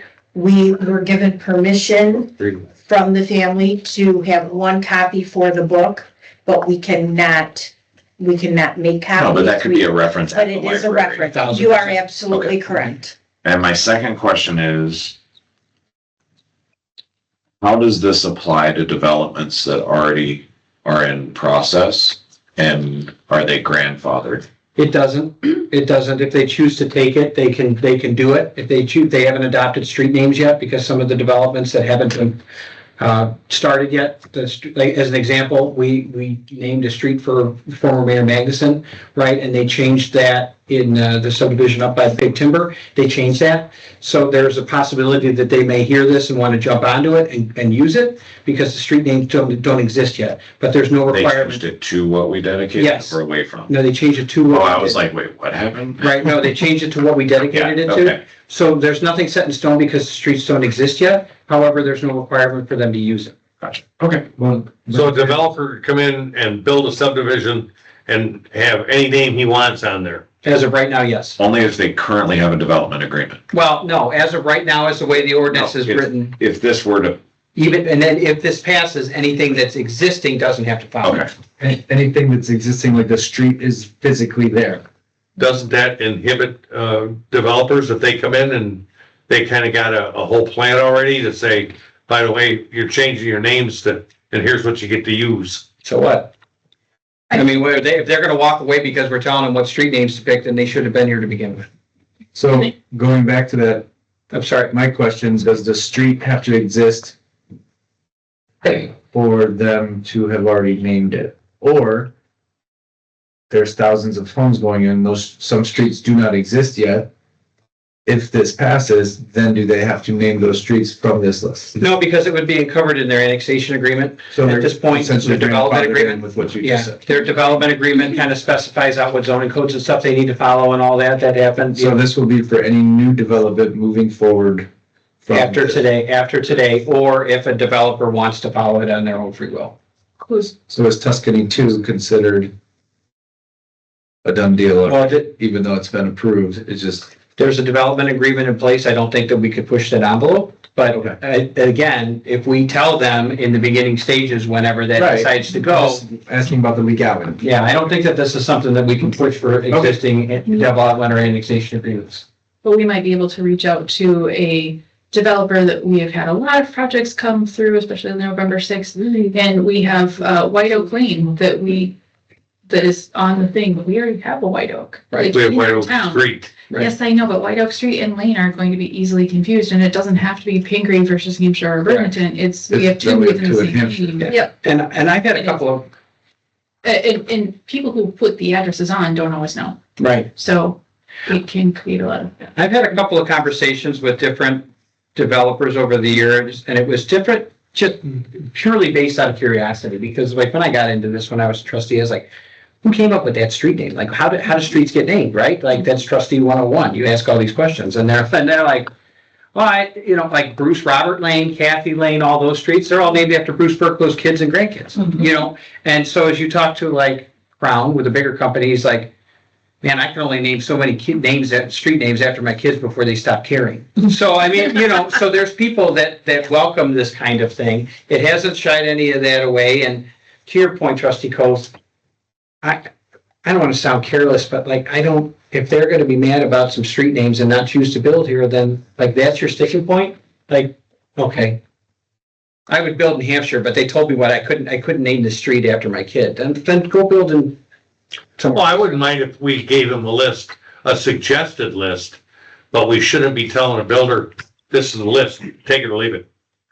They can pick whatever names they want off that list, and we hope to offer them a bunch more because we just talked about adding, they're adding to this. My request to them is come up with a list of 50 so I can show the board the concept, right? And then it's up to the Historical Society and the library to maintain and keep adding to said list. And we also thought, because we're celebrating our 150th anniversary this year, that would be a good time to get people's interest and try to learn a little bit more about the history of our community by giving people that opportunity to say, hey, tell us about the reasons why you're here. Tell us about the reasons why you think your name or somebody's name should be on the list. And it really sparked based on teachers. How many people have had teachers that have impacted their lives, right? And changed the course of their trajectory, right? And so then it was like, so I was approached with that idea, and I was like, I've been wanting to do this historical names thing since Mayor Schulte told me about it a few years back, but we didn't have the method in which to do that. So I just thought it was a good opportunity. I'm sorry if not everybody supports it, but I thought it was really neat to be able to codify it by putting it as a text amendment in the minimum street standards and specifically calling out the organizations that have done all the work, so the library and the Historical Society. So is there a minimum number of names that need to be on this list at all times? Because I feel like that might be a thing. Like, you look at the size of some of these developments that go in, there's be 200 streets. So within the ordinance, it says that it shall be reviewed regularly. Okay. And I so, just think we're going to need more than 50. well, 1,000%. And we could come up with names now till Sunday, but they want to do it I use my name as an example, right? If I would have just presented you a list that had Reed on the list, somebody would have been like, why is he naming the name? Why why does the mayor want a street named after him, right? So, and we were cognizant of that as well. And so that's why we wanted to make sure that as names are added to the list, there's a story behind them. And that the story doesn't get lost, right? If you look at our streets now, that was our practice. Terwilliger, Ryn, Panama, like all of the stuff. Walker as an example, Getzelman, Schmidt. There are so many streets in this community that were named for so many significant people from our past, and the story's gone. You talk to some of the people that have been around, they know why. Terwilliger was a clerk, or Terwilliger was a clique. Terwilliger clique was a clerk here for years. And so, but again, I don't know off the top of my head. I think didn't Miss Engel come and For Panama. tell us that Panama Street is named after the Panama Canal because Because her father. of her father's connection. Yeah, and so, like I said, so much of that is lost. And so what I don't want to have happen does this turn into another community where there's a bunch of streets named just because it was the builder's intent at the time? I wanted there to be something and some history that we could go back to. I do think that an important thing for me, and it was stated that this is a path as well, is that the the members of the community, or even outside of the community, can submit names for people that have made an impact in the community to keep that list growing or influential, but that they have to provide the story and the reasoning. I'm guessing that's submitted to the Historical Society and the library, and then they would approve or not approve. Right. We've kind of given them that authority via the ordinance, because they really have the wherewithal to manage it. And it seems like, because they may not know of a couple of things because it wasn't in a paper or in, right, but there may be a person that deserves to at least be on the list for consideration. right. With And to opening the trustee time, Cutter. and even with opening the time capsule and reading, some of the things that are in there, it even opens up more. Like, the whole process has been, That more to come on the time capsule. That's going to be covered under new business. But I just think we need a minimum number of names. Just, because it's going to be codified. so that's a policy thing. That's not something that we need to put in the ordinance. Okay. That's a policy thing. Once we adopt this as a minimum street standards, it specifically specifies the list. And as far as operational policy, we can work with them to put that on the books as well, that a certain number of names shall be maintained at a time. The other side of that argument is if we put that in the ordinance and for whatever reason, there's 49 names when a guy walks in the door, right? Then he goes, well, I don't have to follow it because you're against your own ordinance. So I think that you're right. I think there needs to be more than that, but then this opens the door for some pretty cool stuff. Can I make a comment? Absolutely. Okay, there's a photo of Dr. Charles P. Reed, MD, who was a mayor of Hampshire 3 times. And he looks like the Lorax. I just wanted you guys to know. Can you get that in a minute? I just wanted to see this. He's awesome. Look at that mustache. Whoa. Trustee Coe, you should do that in your retirement. Look at that mustache. Yeah, like, They all had it back then like that. I know, but he just looks, it's the whole thing. I just wanted you guys to know that. Okay, also, because I had 2, was like, why does Mayor Reed want to name a street after himself? So of course, being an amateur genealogist, I went into the annals and I can trace their entire family lineage back many generations now, but also not related to that guy. Which is important for the terms of this conversation. Verify, you know. And also it's a really fun history lesson. So, fun checks. and there is actually, the list is, I mean, the list to look at is lower. Oh, yeah. These are the top 51. The list is longer. That is correct. Yeah. That is correct. Sorry, I would like to make a motion to approve the ordinance approving text amendments for chapter 9, article 4 regarding street names and resolution adopting a list of street names for developments. Second. Questions, comments? You have a question. On one of them, I'm looking longtime resident and merchant. Longtime Hampshire Fire Department service, World War II vet, dairy civic active.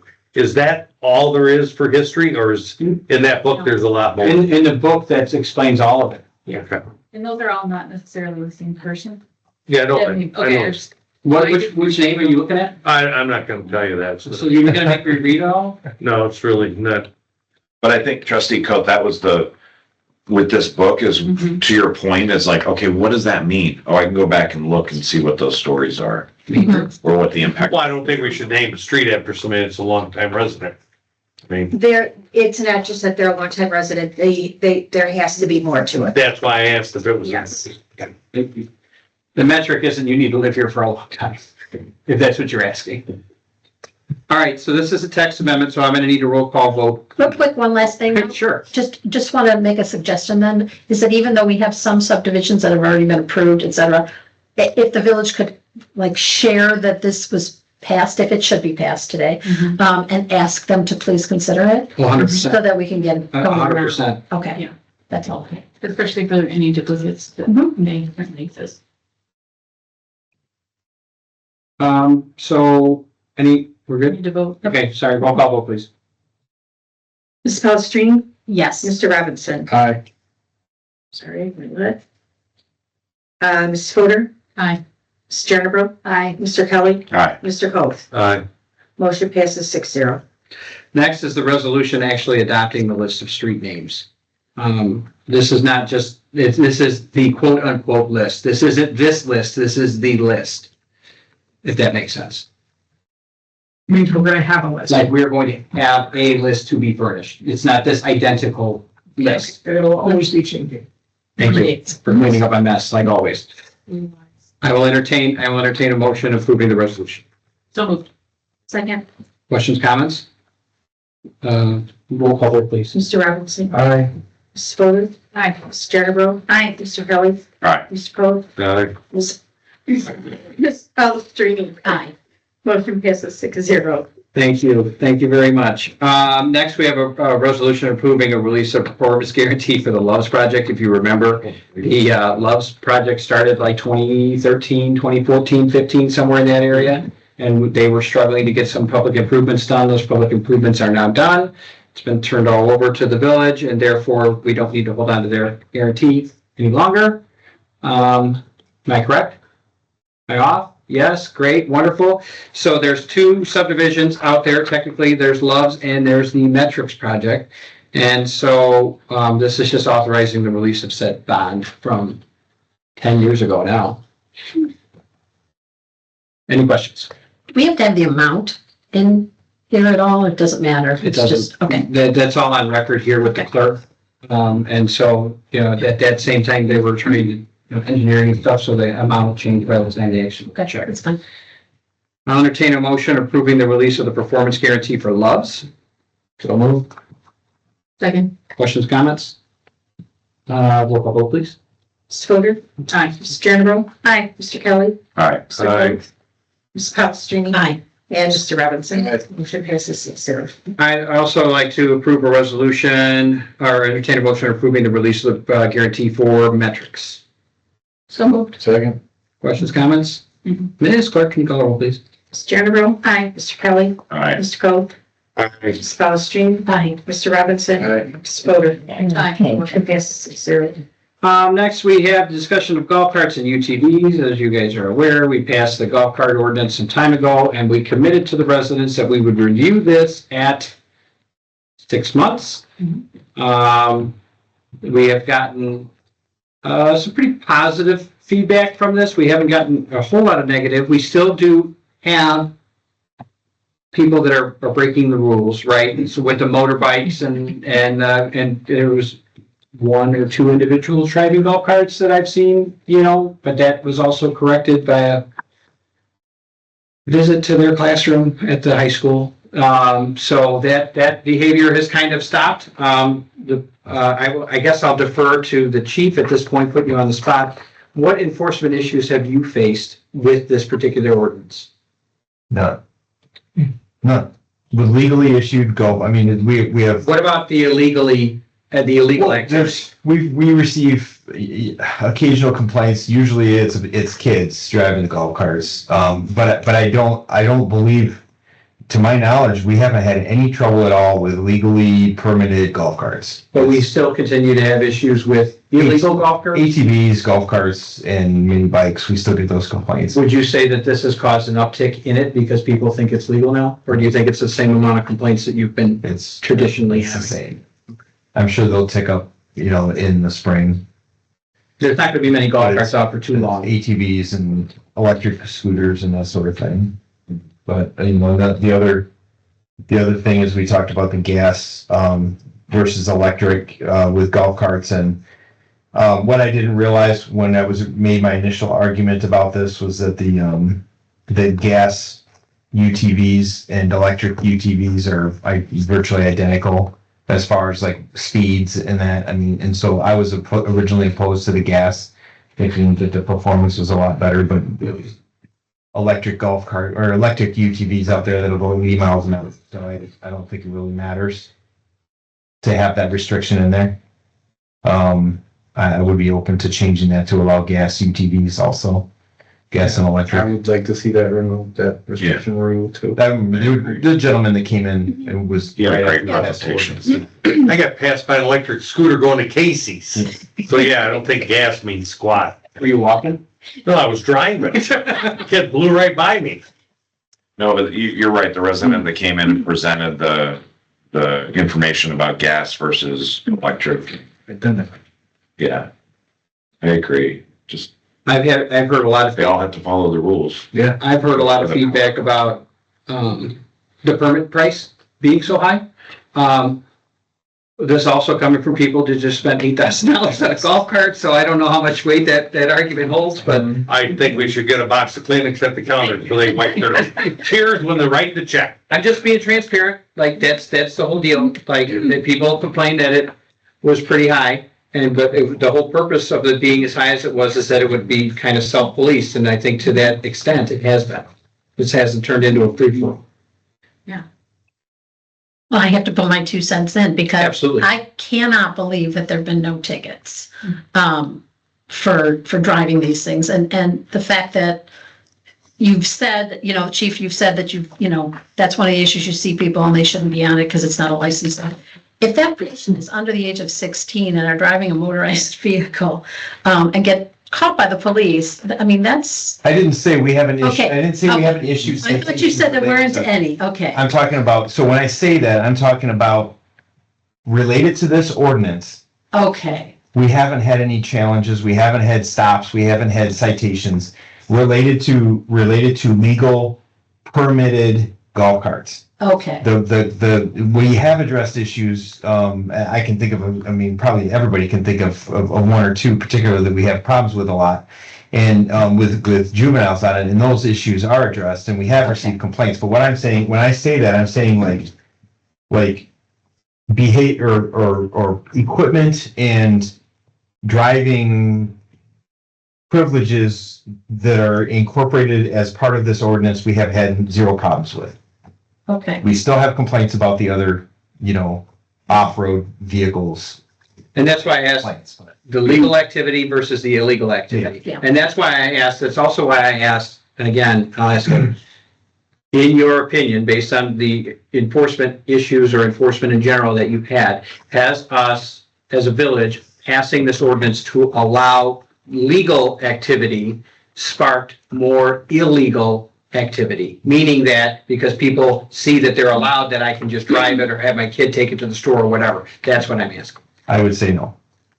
Thank you. And I'm going to jump in then with the illegal ones, is that after we pass this ordinance, my end of the town, all of a sudden there was a golf cart that looks pretty dilapidated, so I know it's not up to par. And it has got straps on it of boxes and all kinds of things, and this golf cart is being used to haul things between, I don't know where, a business. No, we have an idea. Where. That's the So- individual that we've spoken to, and that Okay. behavior has stopped. Okay, because it was regularly, constantly, and I remember seeing that, and then it was kids, probably 10 to 12 years old that were A driving. little bit older than that. but Well, on that one, but then there was the other one that I saw as they were going through a retention area, Mhm. and I'm looking at them, they're like 12, 13. That's one of the families that I was referring to a couple minutes ago when I said that. That has been, and that was actually going on well before the golf cart ordinance passed. So that, it has a nice little warning light on top of it and a trailer hitch. I know exactly which one you're talking about. No, it's because I would watch these happening back and forth, and then while the process of watching the one, 2 motorbikes are coming, and then they actually crashed in the middle of it. So it is an issue. I can speak for my end of the town in a big retention area that's open field, which is owned by the village. I've also reported people in that field when they have the nerve to be riding in that field when I'm pumping gas at Casey's.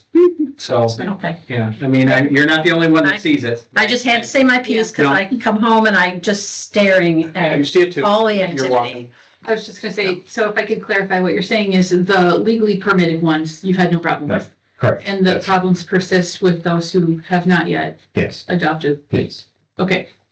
That, I just wanted to clarify Would that. not change their life. Yeah, how many, conversations would you say that you've had to have with folks I, over the last? it was pretty, I mean, this spring was pretty, we received quite a few complaints.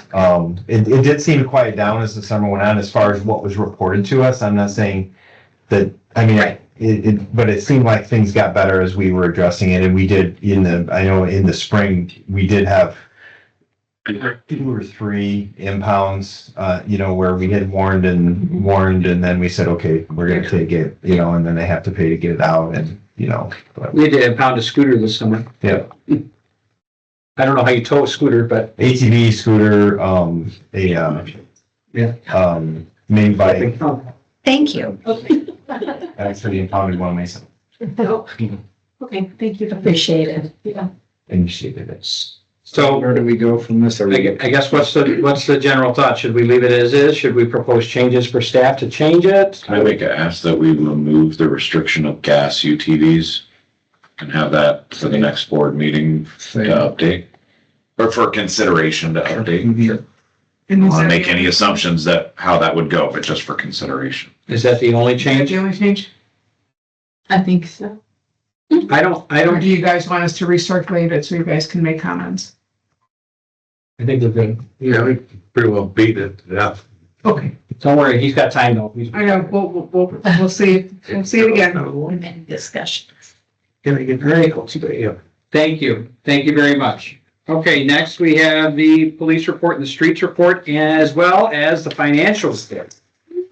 Please review them at this time. I will take the liberty to congratulate Chief Pan on his recent, as of today, appointment to the King County Chiefs Board. He's the Sergeant of Arms for the Kings County Chiefs. Congratulations. He doesn't seem very excited about it. Candidate, so it's okay. So you campaigned. But, I mean, I will say, it's really good that our chief participates in these networking type groups. The village has benefited greatly from establishing relationships with other law enforcement agencies. And so, thank you for doing that. We're part of, one of the primary purposes of the King County Chiefs is to manage, the task force, the overall task force, they call it, but it's the Violent Crimes Task Force, the task force that investigates fatal car crashes.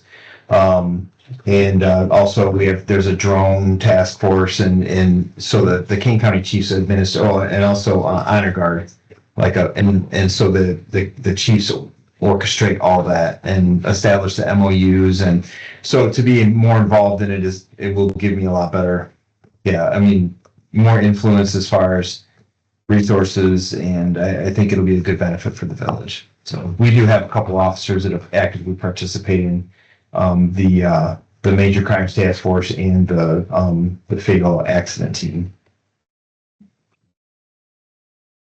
If there's any other questions about the presentation, the one thing I would say is we have reestablished.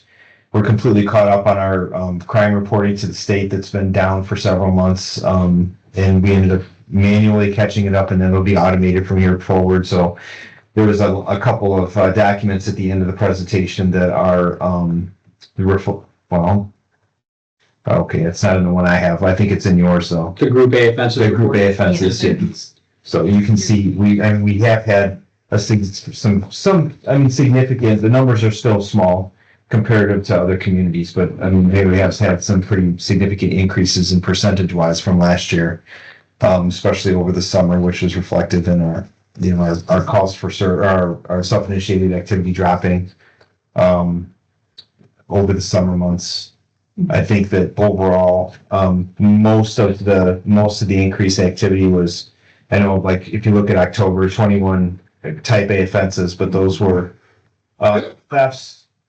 thefts, a variety of different thefts, criminal damage to property, and fraud offenses.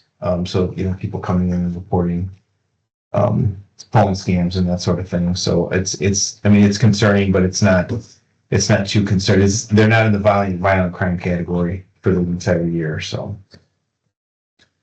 any specific questions about that? Congratulations to Brian Edwardson as well for completing the staff and command class. Yeah. 10 weeks or so, right? Yeah, it's 10 weeks, full time, 10 weeks. So Chief, just one they drove to question, Gurney every day. just one question on your, numbers. Yeah. Is the alarm responses our usual repeat offender Yes. that's caused us to go to 3X? Yes. Because even year to date, if you look at the year to date tracking, we're 42% higher than 2 years ago. And I'm not going to guess at the percentage, probably 12-15% higher than last year already. Do we have communications going to them that this is reoccurring again? Do we know? I've had a conversation more recently with Martina, the superintendent. 2 months ago, I had a direct conversation with her about it, and I told her about the impacts that it had. So she had committed to working with her staff to come up with a plan. It's on me that at this point, I haven't followed back up with her, but I will do so. It might be good just to share this, and it's not that, I mean, things happen, but when it takes officers off for a while to sweep an entire building to make sure it truly is a false alarm, the way you presented it in the past and the impact it has, I can see the superintendent being very open to that discussion, but nothing seems to have changed yet, so. Well, I do know that they've gotten a new security officer that seems way more apt to working alongside municipalities and police forces in general. So. Oh, the new liaison. Yeah, and he seems to have his stuff together, so it's gonna take him a while to get his feet under him, but I have a feeling that we're gonna be able to make some headway. Okay. I do know that a good number of those, I don't have the exact numbers, but of that 30, we did have, there was one residence, and one business that had multiple alarms, like in one day, which adds to that number, but doesn't add to our overall, so they were having a hardware problem. And, that doesn't even go against their false alarm billing. If there's, 6 alarms in one day because they're having a hardware failure, we don't hit them 6 times in a row for the fee. We'll just do one fee for that day. But there's, so that's that. I mean, it can drive the number up pretty quick when you have it happening. Chief, we had another auto theft in the town, and I was wondering if you could say if that was from a business or out of somebody's driveway. I believe that one was related to a domestic situation. Okay. Yeah. And my other comment I wanted to have was for the tickets and the warnings. I was reached out to by some residents that were concerned that there's a lot of speeding on their streets and nothing's being done with it. And they saw the figures and so few tickets now and so many more warnings. My comment back was that we had purchased that device, and I can't remember which call it, the speed monitor out there, and was curious if residents reach out about speeding on their particular street. Is that something that can be pulled out there? Yeah. Okay. And the idea of that is we put it out there and then, for a few days, maybe a week, and then we replace it with a squad car for a while. And so hopefully when we put the squad car out there, hopefully we don't have the tickets but the whole point of it is for that deterrent purpose. And and that's how we decide where we're going to put it, is by the complaints that come in. So if you look then, so we only had 15 traffic tickets this month, and there were 46 last month, but we had 15 tickets and 75 warnings. Yeah.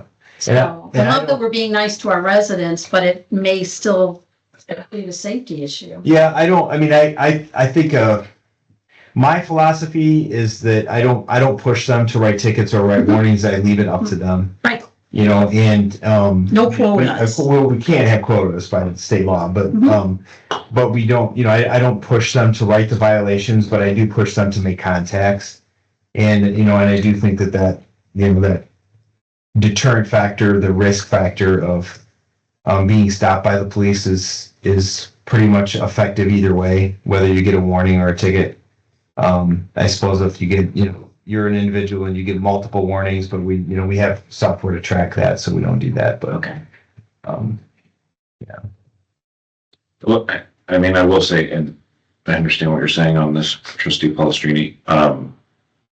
We have neighboring communities that sometimes earn reputations for how they do traffic stops. And while I'm not going to assume to judge any of these because I wasn't at any of those, I have to say that it's it's nice to see that we are not going towards some of these other reputations that have been out there. And I'm not saying everybody should get warnings. Again, I don't know these situations, but I think this also proves that our officers go into it empathetically and have a conversation with the driver and take into consideration situations or whatever may be happening. So I think that says a lot about the officers that we have on duty as well. And I agree.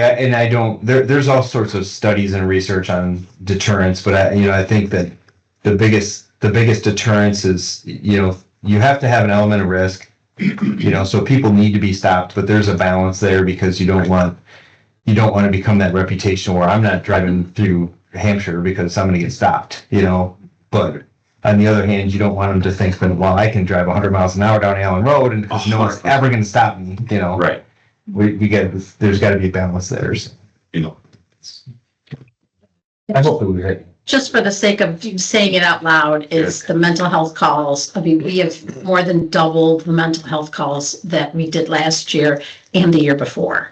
So 24 and 25, and 23 and 24, and we're at 61 this year. So that is a significant issue. And I think that's also an issue for our officers that are dealing with mental health. So we also have an initiative that we're working through right now. By May, aside from our brand new officer that's going to the academy, by May, every one of our officers will be certified through, it's called CIT, Crisis Intervention Training. Mm-hmm. But I mean, it's a 40-hour certification. Mm-hmm. And we're going to have 100% across the board, every one of the officers trained in the 40-hour or certified in the 40-hour course, which is honestly, it's a great accomplishment, I think. So it's and it equips them to deal with that. In fact, Jim Neblock and Sean McGreevy, they're going to use their video from one of their scenarios to teach statewide. They're going to incorporate it into their curriculum. So it's kind of a nice compliment for those guys. Yeah. Thank you for sharing. We have the streets report, the financial report as well. If you guys want to view those, we can, no questions? We have accounts payable personnel. You guys want to talk about that? $480.13. We paid on or before November 20th, 2025. Any questions? I'll entertain a motion to approve the regular accounts payable to personnel for $480.13. Questions or comments? Ms. Clerk, can you call the roll, please? Mr. Kelly. Aye. Mr. Pope. Aye. Mrs. Palastrellini. Aye. Mr. Robinson. Mrs. Fodor. Aye. Mrs. Jernerbro. Aye. Motion passes 6-0. Right. Let's see here. Next is regular account payable, $540,151.24. Page 7, Page 7, right at the top. right at the top of the page. 2018 Ram repair right side quarter. 2000, I can't read it. Actual page 7. Yeah. Actual page Page 7. 9. Was that page 9 on the thing? You confused us. We had a utility truck that was involved in a accident, and we did file an insurance claim, so our net expense on this was $1,000, the deductible. But it shows two right side quarters. So what happens is this was a truck that's shared 50-50 between water and sewer. And so it's the same side of the truck. Okay. It's just split in half. Yes. Okay. Looks like it was after the accident. Yes, exactly. No, just kind of smashed all the one side. Super sure. Any other questions? We'll entertain a motion to approve the regular accounts payable. So moved. All right. Questions, comments?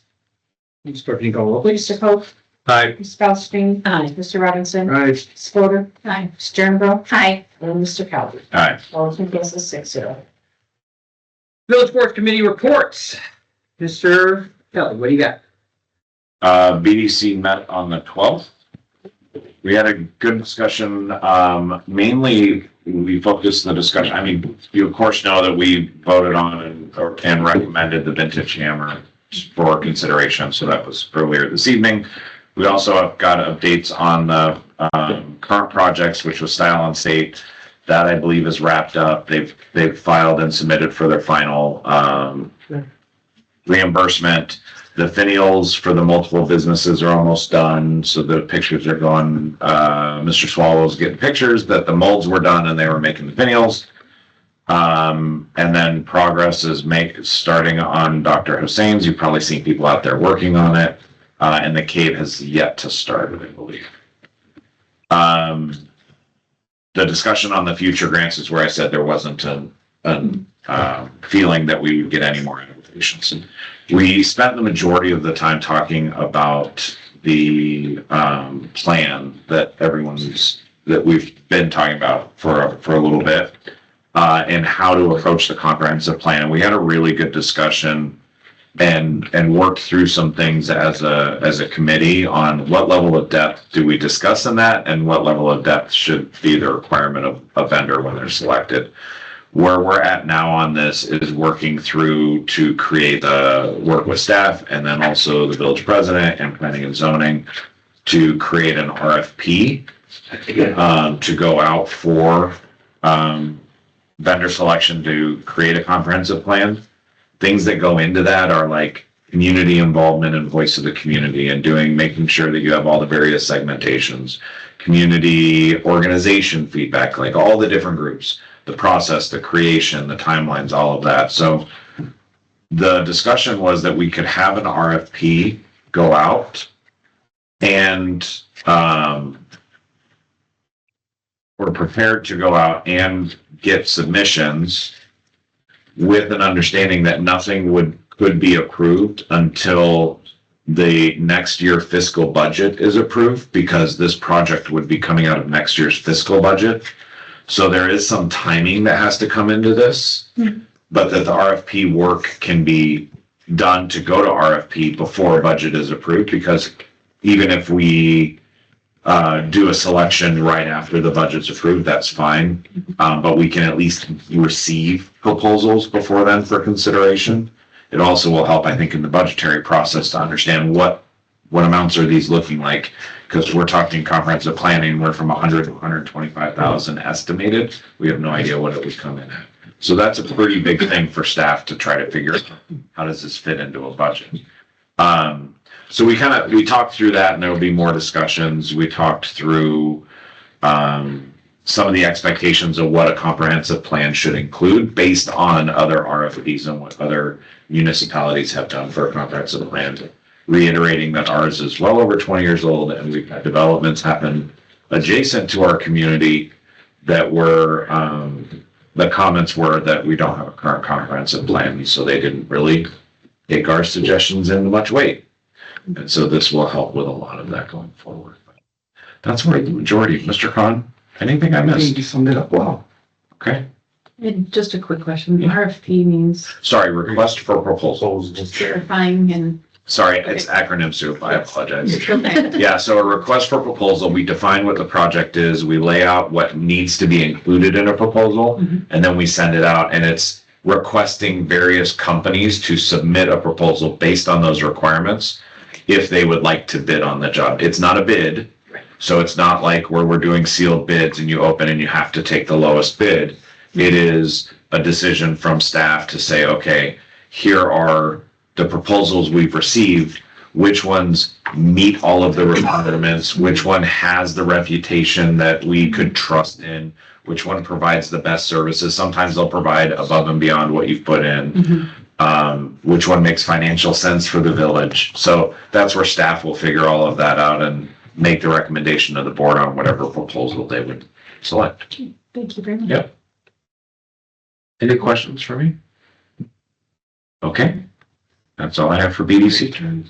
All right. A couple of show and tell times. You take one and pass it up. No, they're packets. Oh, the packets. Sorry. Sorry. Take one and pass it. So we recently, everybody have one? Everybody has one. Okay, great. So last Monday, we attempted to dig up the time capsule. And then didn't find it.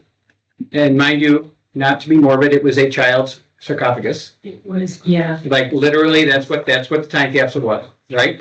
So that was a big object to lose in the ground. It was put in the ground in 1970. They got 2 foot by 4 foot. Yeah. It was probably donated by Walter, years ago, or Mr. Frederick, I mean, that's just what they did. So anyway, so they put it in the ground in 1976, and then they dug it up in 2001. And they put more stuff in it, and then they put it back into the ground, and then somewhere between 2001 and 2025, they built a monument over the top of it. So we dug a gigantic hole in the ground. The positive was it was sticking out of underneath the monument, so we were able to break open the side and scoop out said goods. They dug all over the place, Oh, I know, I was there. I couldn't tell where it was at, because I fixed all that. So it's your fault. Okay. Well, no, nobody said nothing. Well, I'm sorry, you weren't working for the. They dug half the Siler Park out. Yeah. We had all the stuff drying out at the police department, thank you, chief, and it stunk because the water had gotten in there. But today, members of the Historical Society and the 150th Committee got to go through some of the letters, and some of the letters were addressed to the village board and the village president from the mayors of yesteryear. So before you have an invitation to a party that is to happen on April 6th, 1976, in case you guys all want to go to the Veterans Home to celebrate the fashion show of yesteryears and musical numbers by the Centennial Choir. We had a barbershop quartet. And we did have a barbershop quartet, so that was pretty cool. I wish you could have been there. The next was from a letter from Mayor Jerry Thornhill. He was the mayor back in 1976, and I can read the letter out loud, or you guys could read it to yourself. It was pretty. It rings true to kind of the environment that is today, right? Can we just read the first paragraph? Sure. Dear Mayor. Oh, the Honorable Mayor of Hampshire. First of all, he messed up. Just that part. Okay, he messed that part up. Dear Mayor. During these times of people turning themselves on and off with drugs, cigarettes, alcohol, and various prescription drugs, it is difficult to speak meaningfully of possible future conditions, assuming the reality today is a seed of your era. History will explain the national dilemma of welfare, ethics, and useless criminal rehabilitation, taxes, and inflation, but it will not speak of Hampshire alone. He starts kind of there, but at the end of it says, please take good care of the old town. It's the only one you have. Mm-hmm. Keeping it a desirable place to live is not so simple. You may find it amusing to read the zoning and building ordinances, which have enabled us to control the environment to a certain extent. I wish I could be present to read this. Here's to hoping of 50 years of progress and solidarity for my town. Actually, it's funny, if you read this letter, there's a reference to Hampshire Manor, where the guy went bankrupt and signed over the development over on a napkin, and then there was a rail yard that was proposed here, and then it ultimately fizzled out, and then the railroad company wanted to put a train yard in here without commuter service, and so it's interesting to read that. So the next one is a handwritten letter, but I had it transcribed today. I transcribed it with the help of, thanks, Mom, because her handwriting is like this, and she helped me, and I'm not the best at it, so I typed it out. But this was from Bill Schmidt, and for me personally, this was a pretty meaningful letter because Bill Schmidt was the guy that got me involved in all this. And so the comment my mom made to me today was, how do you think that he would do looking at how things are today and then finding out you were in charge? And I said, I can't figure out if he's happy or rolling in his grave. But I needed his letter today, and I felt that it was really important that I shared it with all of you. So there's more to come. We got a couple of cassette tapes that were buried in the ground from 1976. And so I happen to still have all my old recording equipment, so I'm going to try to digitize that. Hopefully the tape survived. They did get a little wet, but I actually have a use for all the useless pieces of electronics. My wife told me that I would never use again. So I'm looking forward to that. Couple of announcements before we go into executive. You said you had nothing but. We have 12, 12/12, we have the, Jingle Parade, which is a Friday night this year. We're doing a Friday night this year is to not conflict with the Catholic Church and their masses. So we're going to be doing the same thing. So more information will be coming about that. It'll be about 6:30. So please, if you have time and the ability, we could use your help because typically it's the village board members that are out directing traffic and telling people where to park and all this kind of stuff. And we will get you new lightsabers this year. Thank you. Can I drive the gator again and shoot a caboose? Yeah, we'll do whatever you want. Have we got a tree donated yet? We do have a tree coming. It was donated. There were talk of two. I don't know which one Dave settled on off the top of my head, but there are two. So the tree will be going up. The letters will, Santa Claus has authorized this as a place for Santa letters as it has been in the past. So, Santa's elves may need to come visit to get some letters in the next few months, but typically after Thanksgiving, the magic happens. So, I don't have any other announcements other than that. Can I ask one, just if we can get an update on the post office sorting facility coming in behind the chicken? Absolutely, absolutely, just not tonight. Okay. In open session. But there's nothing that's, I mean, they don't have to talk to us anyway, so it doesn't matter. The post Going into executive session. So, I mean, we talked about it in open session, but now we have to talk about, we've talked about it in open session before, right? The post office, that's why we know, but there's different things that we need to talk about in executive, said post office. It is what it is. Okay. I'm getting a roll of eyes, but that's just what it is. I just want to, because we won't be here before then, just want to wish everybody a very happy Thanksgiving. You spent time with those you care about. Speaking of that, the village board got a Thanksgiving card from the St. John Lutheran Church Sunday School in Bristol. Very nice. So happy Thanksgiving to everybody here, and I hope that it goes well and you get to spend that time with the people that you love and get to reflect on the past year and have a chance to be thankful for everything that's happened. I am thankful for all of you and everybody that's in this room. So thank you for putting up with me. Anyway, I will entertain a motion to go into a break so we can go into executive session. So moved. For the purposes of them. Real estate. Okay. So anybody opposed? Roll call vote, please. What are we gonna do? All in favor? Aye. Aye. Aye. Opposed? Aye. 5 minutes. So very much.